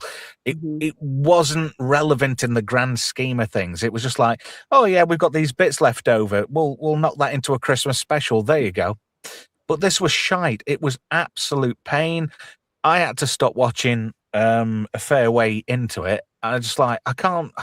I just lost interest. I'm just so glad I didn't pay money to go and see this. Yar, flying the flag. Well, this is yet again.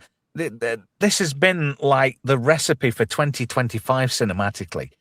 There hasn't been that much good at the cinema this year.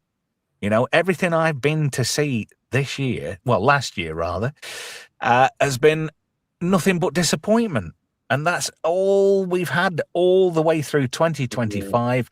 Everything has just been one big build up and you were let down again. And it was just that roller coaster effect.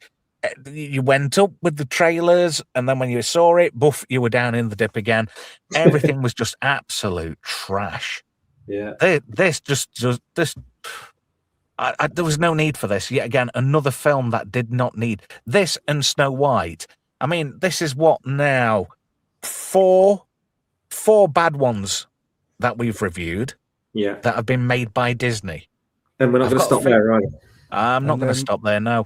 But, that's there's been stuff like Elio and whatnot, where the director, the guy who did, was it, oh God, what's the one? The Mexican one. Coco.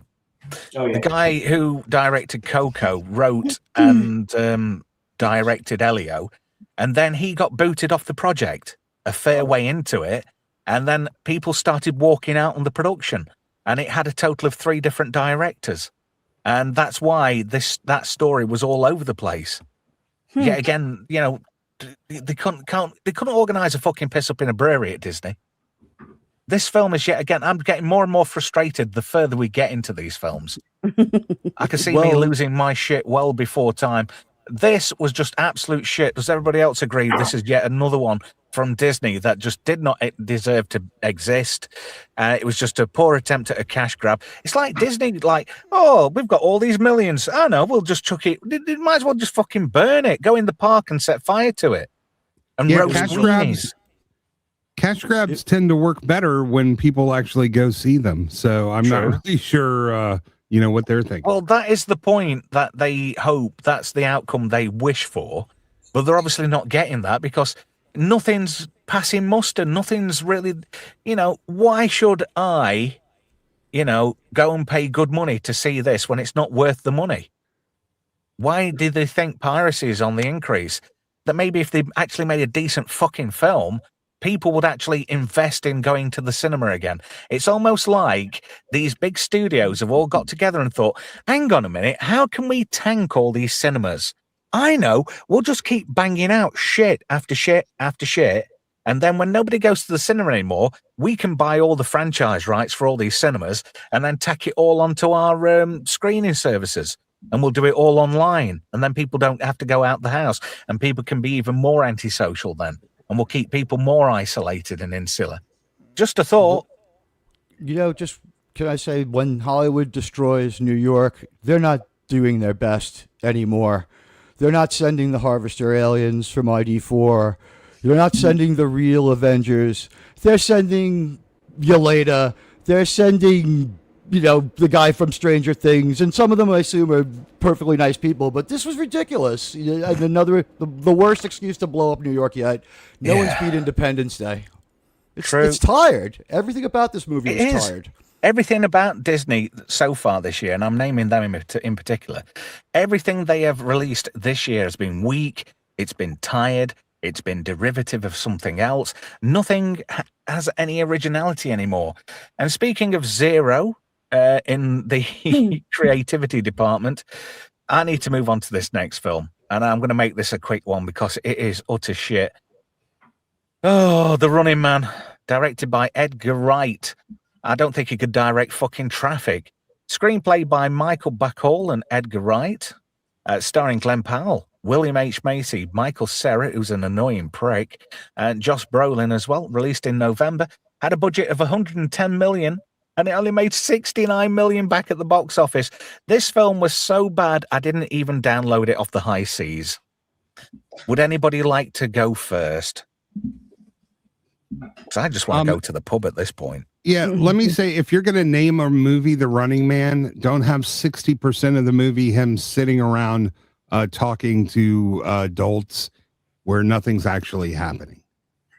They took an albeit very silly, but kind of cult classic Arnold Schwarzenegger favorite that had loads of color and charm. It was absolutely stupid. I agree.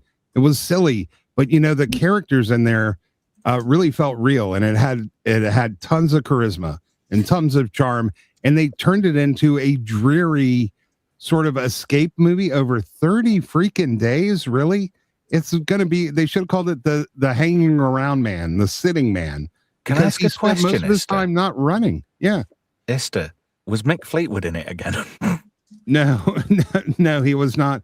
The movie was it was just sort of silly and stupid, and it's a shame because I really like the actor. I like Glenn Powell, and I wish he would get better roles and better opportunities, but I just don't know if they have any writers now that can write a good movie in Hollywood. J.J. Abrams, Istophobos, he's not going to be having any good roles for a while unless he can keep J.J. inactive. He signed a deal to be in development with him. Oh, I didn't realize it. Well, then he's done because JJ can't write crap. Yeah, but he also it might take Tom Hardy slamming his head into a keyboard again to get him back in the game. Because that was one of his better roles, wasn't it? Do you remember him in Batman?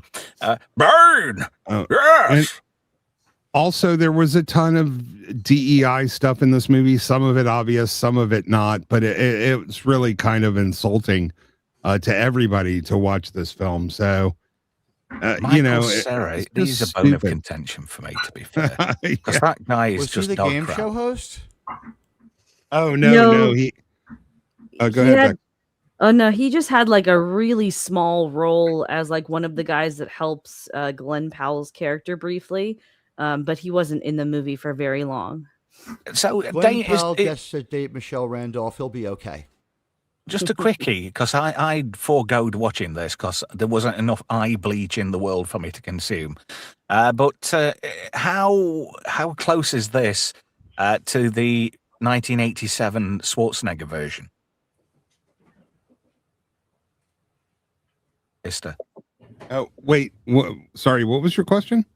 How close is this to the Schwarzenegger version? I think Predator Badlands was closer to the Schwarzenegger version of Running Man than this movie was. Because I've got William H. Macy in my head, sort of like being a Damon Killian type of character. Is that right? Or am I completely wrong? Did anyone read the book? Is it like the book? Is that their excuse? Well, it's funny because the book was Richard Bachman, which was a pen name of Stephen King. But he's now since redone it and put it under his own name. Maybe it's something to do with the fact that Stephen King made himself really popular on the internet not so long back. Yeah, when he gives his words away for free, he makes people not want to pay for them. Yeah. That made somebody chuckle. Well, the book really wasn't very good, and it was kind of its time. So I don't even really see the point of remaking this if you want to make it more like the book, because that would just sort of make it less relatable. And The Long Walk also shows that, not everything needs to be adapted for the screen. But the thing about the original Running Man, it's fun. It's colorful. There's nothing fun about this movie. It's a dreary slog through some satirical anti-capitalistic nightmare. And it's just silly. When you can't buy into the setup, then you certainly can't buy into the premise. And the premise was just absurd. So, no, thank you. And even Glenn Powell's charisma couldn't carry this movie. And Michael Cera played like a little crazy hacker guy who ends up another smart guy who ends up acting incredibly stupid. And his actions were completely nonsensical as well. Well, what it made back at the box office speaks volumes. Vex, you're awfully quiet on this one. Either you've lost the will to stream, or you've got nothing to say. No, I didn't want to talk over anyone. This was I don't remember the original Running Man with Arnold Schwarzenegger, and I did not rewatch it before or after this. I remember passively enjoying this if I turned my brain off, but it had a ton of pacing issues. It kind of felt like when you're in a video game and you've got a main quest, but you keep getting like caught up with little side quests. It just felt like this was a movie made up of side quests. Some of the production design was kind of nice. Like I enjoyed that like some of the car chases, they were real car chases. They didn't do it on a green screen like Marvel does all their car chases now. Glenn Powell and that towel definitely helped push my rating up a bit, but I ultimately would not watch this. If you just give me the Glenn Powell in a towel clip, I'll watch that. I won't watch the rest of this. That's quite interesting. You're saying, it just seems to have these little distractions where there's lacking plot. We haven't got much of a story, but like you say, you've got these little side questy distractions, almost like a Star Wars film where they just go on a big massive MacGuffin hunt. Yeah, they didn't realize that the silliness was the appeal of the original movie. So you wouldn't try to make a more serious version of something where the silliness is the whole point, and that's what happened here. Well, the hyperbole made the story, didn't it, in the original? Yeah, and Richard Dawson, come on, man, he was a lot of why that movie is kind of awesome. How come he didn't kiss all the guests? He used to on Family Feuds. Yeah. The amount of women he gave herpes to. But of course they had to do a race swap of him and the other guy. It's just not the same, man. Nobody did a decent job replacing the original characters. Well, I hope they made Fireball white in this one. I'm guessing there wasn't even a Fireball. Was it like Sub-Zero and Dynamo and all those characters in this one? No, none of those. Like I said, none of the character or color. What's the point? They did have a very diverse mixed race child who was very sick, who needed medicine so bad. And his wife was a fucking like stripper or something on top of that. Like way to emasculate your main dancer. Get it right.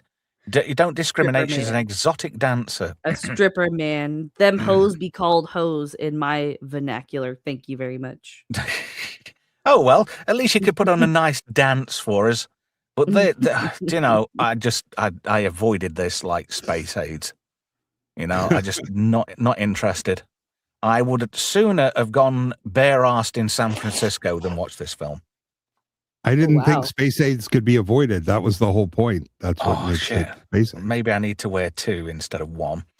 But anyway, I just want to get away from this.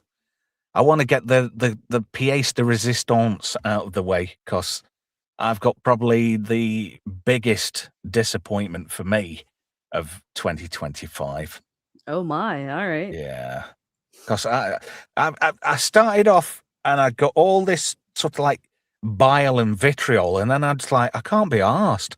These films aren't worth my anger or rage. What's wrong with me? Have I grown up? I refuse. Does anybody want to have a guess, apart from Ista, what the biggest disappointment and flop for me was of 2025? War of the Worlds. Fuck off! That's the best film ever. I have never seen anything better. That was a test. Vax, that is your Last Jedi. I think that you should take it and run with it. The memes, they made that for the memes. That film, how it's not won every Oscar going is beyond me, because Ice Cube, I have never seen him at his finest than in that film. I have never seen anything like it. It was like being on blow solid for an hour and a half. It One was just wonders how he prepared, right? It was a sheer rush, adrenaline. Honestly, I thought my heart was going to beat out of my fucking chest with that film. My heart was pumping purple piss. Anyway, going to say the biggest disappointment of the year. And there are rumors he likes them young. They call him the Jolly Green Giant. Wicked? No, Tron Ares. Directed by Joachim Roning. Screenplay by Jesse Wigatow. Starring Jared Likesome Young Leto. Greta Lee, who was basically just a fucking plank of wood. Evan Peters, who'd got about as much range as a fucking radio with one channel. Gillian Anderson, who was just there for, she was just like fucking wallpaper. She was like an ashtray at a no smokers party. And you got Jeff Bridges putting in this token appearance just for the money. Budget of $220 million, which is rubbish because I heard it was far higher than that, somewhere between 260 to 285 million, if you believe internet reports. Made back 142 million. This film was sheer fucking frustrating disappointment for me. Jared Leto was wooden. I wanted to like this film. Greta Lee was wooden. Evan Peters was underplayed. Gillian Anderson, like I say, she was just like a pair of fucking curtains, really. She, somebody gave her a shake every now and again to get the dust off her, and that was about it. And then you've got your When token she appearance. turned British. Yeah, I keep wondering that because I've seen all these behind the scenes of the X-Files, and she seems pretty American to me. Yeah, she's got a Minnesota accent, and all of a Well- sudden, it's like Liam Neeson he swapped himself to Irish or something. I've got a certain set of skills. If you take that back, Teague, that'll be the end of it. I'm Otherwise, sorry, Mr. I will Neeson. find you, I will hunt you down, and I'll get the village people to bum you. I'm very sorry, Mr. Taken, sir. That is a very formidable threat. That'll be the end of it. I'll let him go right now. Swappers, what did you think of Tron Ares? Because I'm losing the will to fucking breathe. Guess what? You haven't seen it. What a fucking surprise. I knew this was shite as soon as I saw the early images of it. I just thought, as soon as I found out he was in it, I thought, I'm not going anywhere near this one. He was desperate to be in this, though. He went over hot coals, broken glass in no slippers. He did everything he could to be in this film. Apparently, I've got no idea why. He just, I do not ever rate him as an actor in the slightest. No. But I've heard people say that he's okay in this, but he's still not going to get me to watch it with anything that he's in. And what the hell's with the long hair and beard, for crying out loud? If you're in the grid, then you're going to be, at least you're going to look partially resemble the characters from the previous movie, or at least the first movie, But what Or the a hell is this soldier, right? The Yeah. soldier he's supposed to be. Yeah, exactly. Yeah, I mean, how is this in any way a soldier? Why is he styling himself up? It's just moronic. Everything about this film, nothing works in it from what I've heard. Nothing at all. No. The plot falls apart at numerous points. Characters are completely superfluous to the story, and they're just put in there for DEI purposes. Generally Yeah, it doesn't felt make like any sense Wakanda whatsoever. Forever that way. The female Yeah. protagonist, Mhm. or antagonist, rather. Exactly like that. And the film loses its appeal from previous Tron movies, which take place in the computer world, which is what we all want to see. We don't want to see the real world, Okay, so 5 minutes of seeing Tron things fly around in the real world might be appealing for a brief period of time, but we don't want to see the real world. We go to a movie to see places we haven't been, fantastic, fantasy worlds. But why the hell did they set this in the real world? Like some kind of budgetary restraints or something? But another film that didn't need to exist, but they kind of had to make a Tron movie to keep the franchise going, maybe, and Disney Plus content. So I'm call me being cynical right from the outset, but I can't help but do that when I know that Disney is just going to churn out trash, absolute vacuous trash that doesn't mean anything whatsoever, with absolutely zero depth. And this just confirms it every single time they make something now. I know it's going to be trash. So they can't make anything original. They can't. All it is rehashing, remaking, and poor sequels and prequels to stuff that we just don't want or need. I agree And with that. There was absolutely no need for this film, apart from it's just a vanity project for Jared Leto, and that's all it is. And like I say, he was desperate to be in this film. And it's funny, as soon as Jared Leto came on the screen, a good portion of viewers decided to nope out. So, that speaks volumes, doesn't it? Leto comes on the screen and people just vanish. Let's get a buddy cop movie with him and Pedro Pascal. Yeah, that'd be quite funny. But who was it in the chat who said, oh, that was it, Gavin Blackburn. Anyone got the clip of Jared Leto walking into an empty theatre? He walked in like he was Jesus in the IMAX theatre, didn't he? And he was like, "Is everybody excited for this film?" And they're like, "Who are you?" Well, he was. There were 12 people in the theater, and Jesus had 12 disciples, right? So, well, that's pretty much the size of it, isn't it? You know, he Last walked in Supper, there yeah, like, and he got this little entourage, and they were all like, "Oh, Jared, marvelous!" Apparently, there is a cult of Leto, but they're spelling it wrong. There's no there should be an L. There shouldn't be an L. There should be an N there. Just an opinion. Just putting that out there, everybody. But what do you think in the chat? Out of all of these films, Lights and right? better in Troy. well, listen, Out of all Lita- these films, just quickly, Esther, out of all these films we've done tonight, out of all 9 of them, 5 of the biggest stinkers of the year that we've mentioned tonight have all been Disney films. Anybody noticing a pattern here? No. yeah, Disney Fuck off. sucks. Whatever might you mean, sir? Yeah, so they're a trash factory. You know? Why?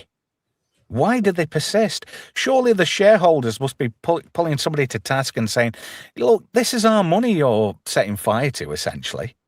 You've May yeah. I? Just like I didn't watch this movie because I knew it was going to be shit. I just don't care. What's that fucking But happen? so they wanted to make a sequel to the 2010 Tron Legacy, and Jared Leto had actually signed on during the pre-production of that film, and then they put that on the back burner when Disney acquired Lucasfilms, and they put all of their effort into the Star Wars movies. And now, because there was still money sunk into this, they're just like, fuck it, like, we need to put out something. We have this on the back burner. Jared Leto's still on board. So they just kind of went ahead with this anyways. So that's why, was it Finn and the other chick from the first movie, Olivia Wilde or whatever? That's why right, they're just kind Cora. of mentioned in passing, yeah. Because they were supposed to still be the main characters in this sequel. So what was the reported budget you said? Just let me go back to my notes. It says here 220, but apparently it was double anywhere that. between 270 and 285. I double that because of all the costs where it was sitting in pre-production, like what they had started I before. kind of agree. There's a lot of bullshit associated with these figures. And the budgets usually encompass the whole marketing as well. And I don't think that's indicative of the budgets in Hollywood at the moment, because I think they've under-exaggerated a lot of what they've said financially. Because I think they're all pulling a fast one. Everything's a bit of a con at the moment. Maybe it's a bit of a tax write-off tactic. I don't know. But they're just making these films for the sake of making them. And like I say, Leto pushed for this, and he pushed hard, and he went in dry. And he was still dry when he came out. And again, I heard speculation he put his own money into this today. he did put some of his own money into this, yeah, because he was so desperate to be a part of this for some reason. Maybe he thought it'd get him more ladies in the long run, because Green Giant, he likes to pick them young and tender, apparently. Far removed from a hit and getting to the edge of being irrelevant, so maybe he just needed it that bad. He was the worst Joker. He's not on the edge of being irrelevant. His band does really well. Really His well. band is good, yes. I give him that. Irrelevancy as an actor, fair enough. Yeah, Wow. that I could see, yeah. It's a good job I haven't got a pound for every time I played one of his band's songs on the radio, because I would. I love 30 Seconds to Mars. I try it's to funny. separate the artist from the artist on that one.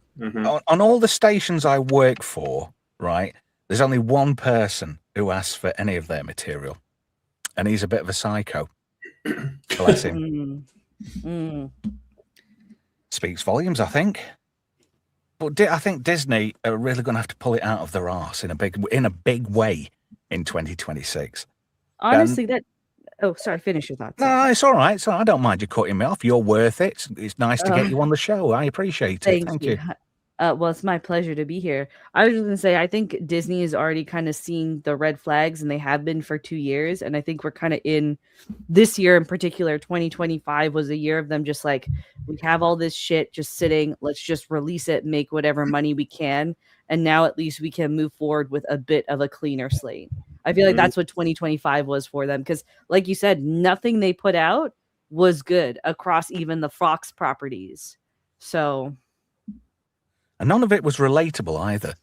Yeah, I It's don't like- think they don't have people capable of actually creating anything else, though. The thing about Tron Ares is that you missed the whole part. It might have been as well called Tron DEI. Jared Leto wasn't the worst part of this movie. It was the fact that we had 3 girl bosses and a bunch of idiot men who were supposed geniuses that just made stupid decisions.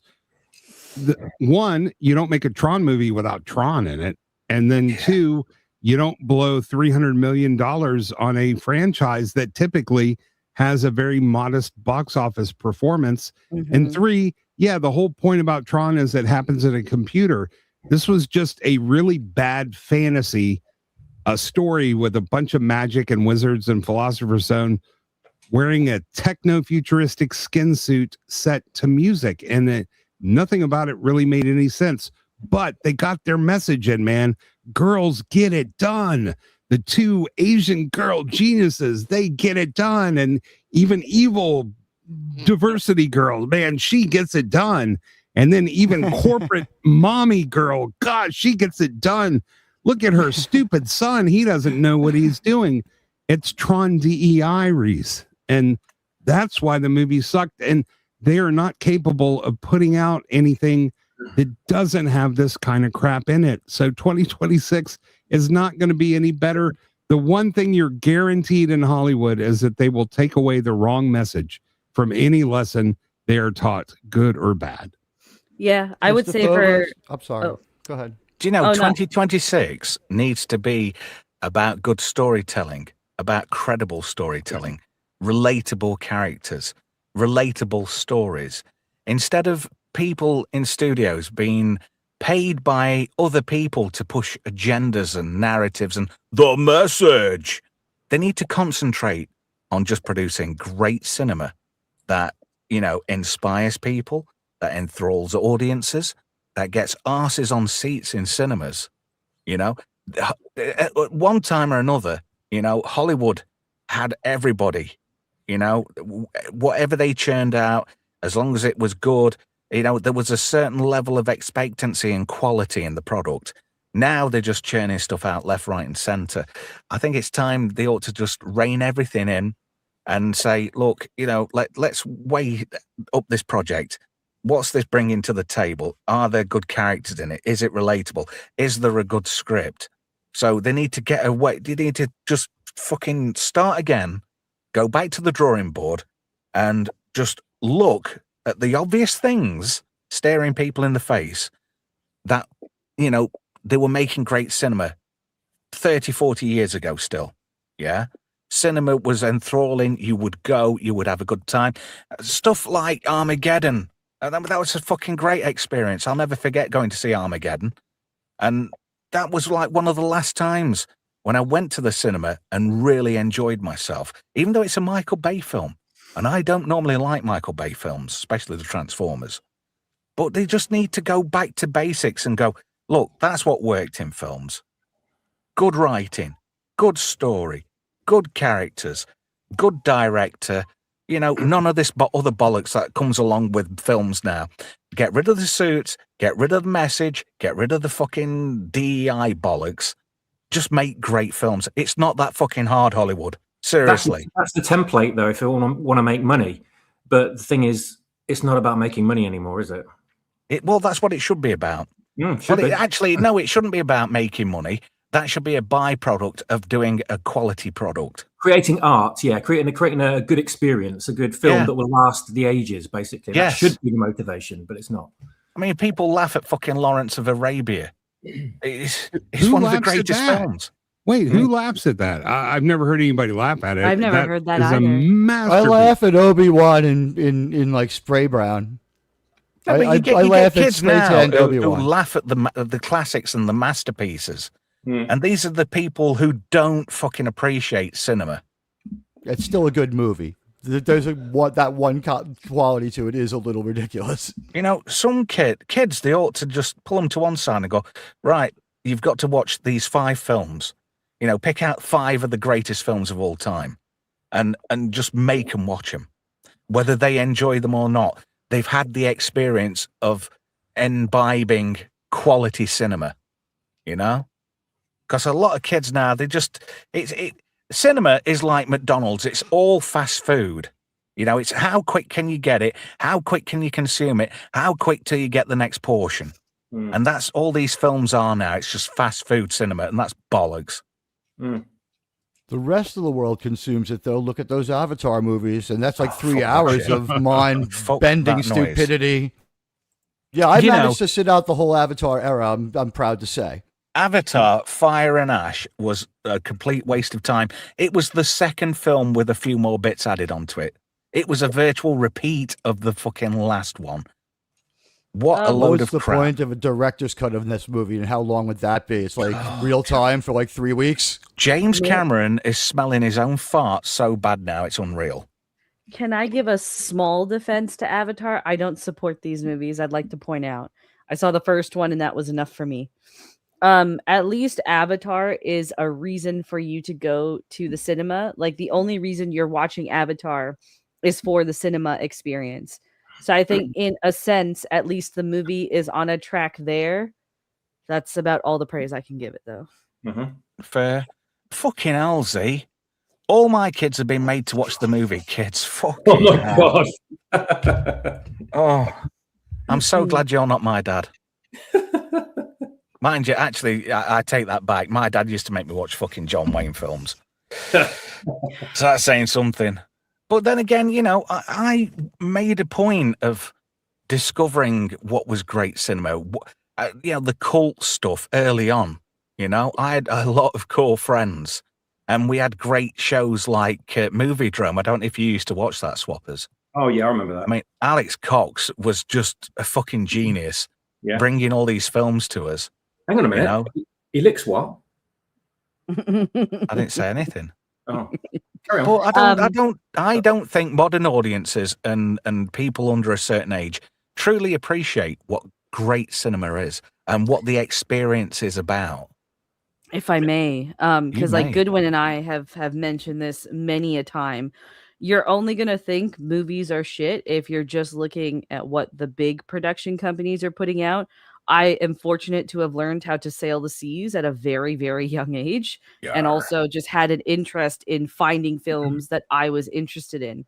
So I already I found a ton of movies I liked from 2025 and shows because I already had that skill kind of deal, right? But if you're expecting like Disney or, you know, Warner, like DC, Warner Brothers, or, you know, Fox or any of these companies to put out a good movie these days, you're a fucking idiot. And like the streaming services don't help because it's all a manufactured algorithm pushed toward like pushing certain content towards you regardless of what you like. They have all those like features and whatnot, but in reality they don't do fucking shit. They're still pushing the same garbage on you. So learn how to find things that you like. A great starting point is there's many websites that just list all the movies regardless of whether they're in theaters or on streaming.